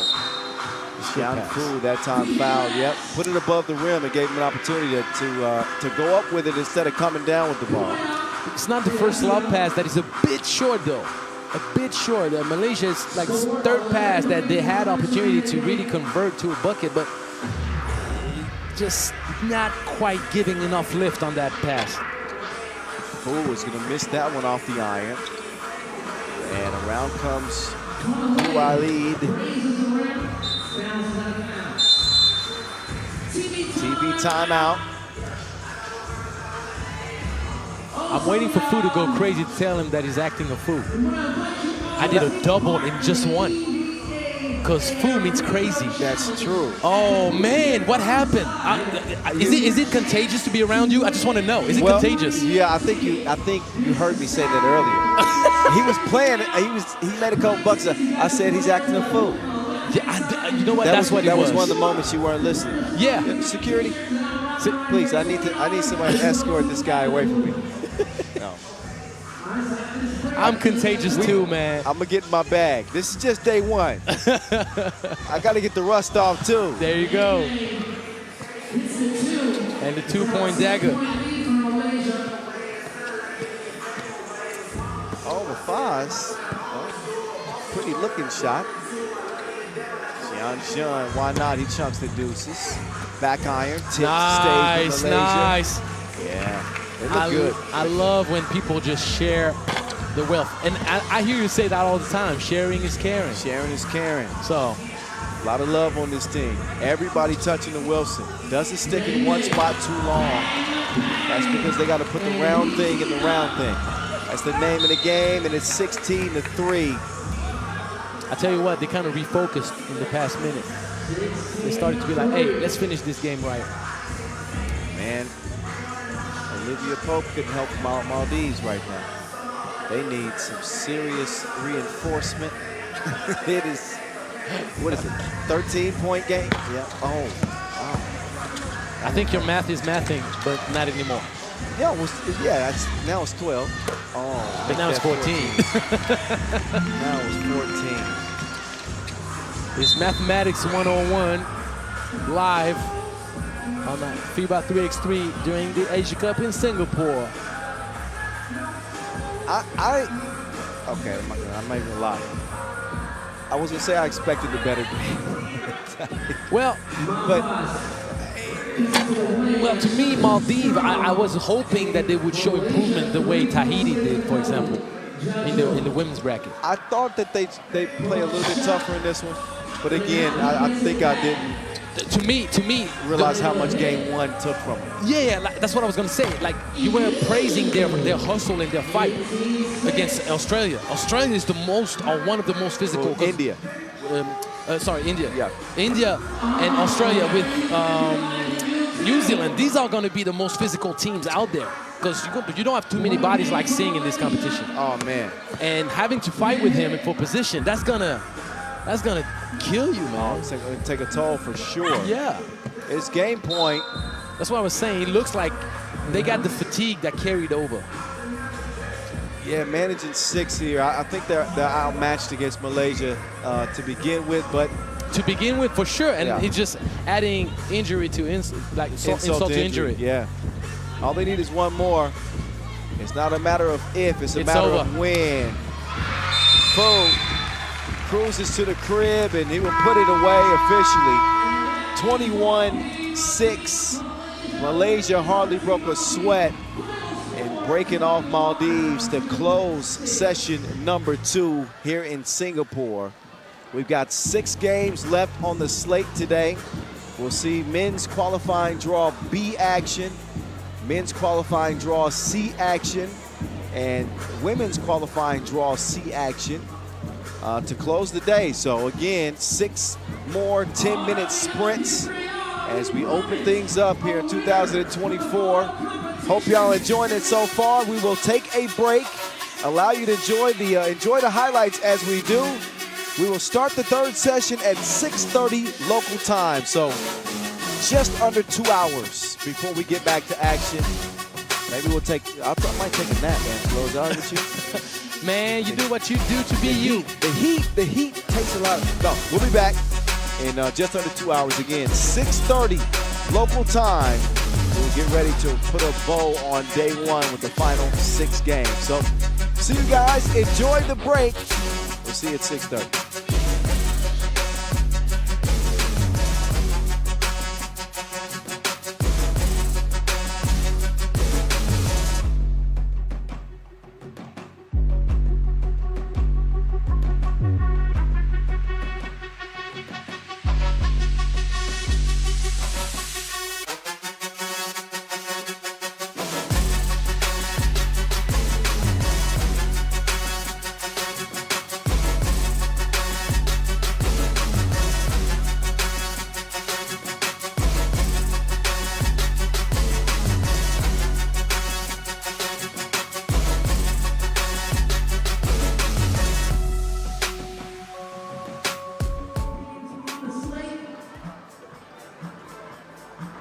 But come before 6:30, huh?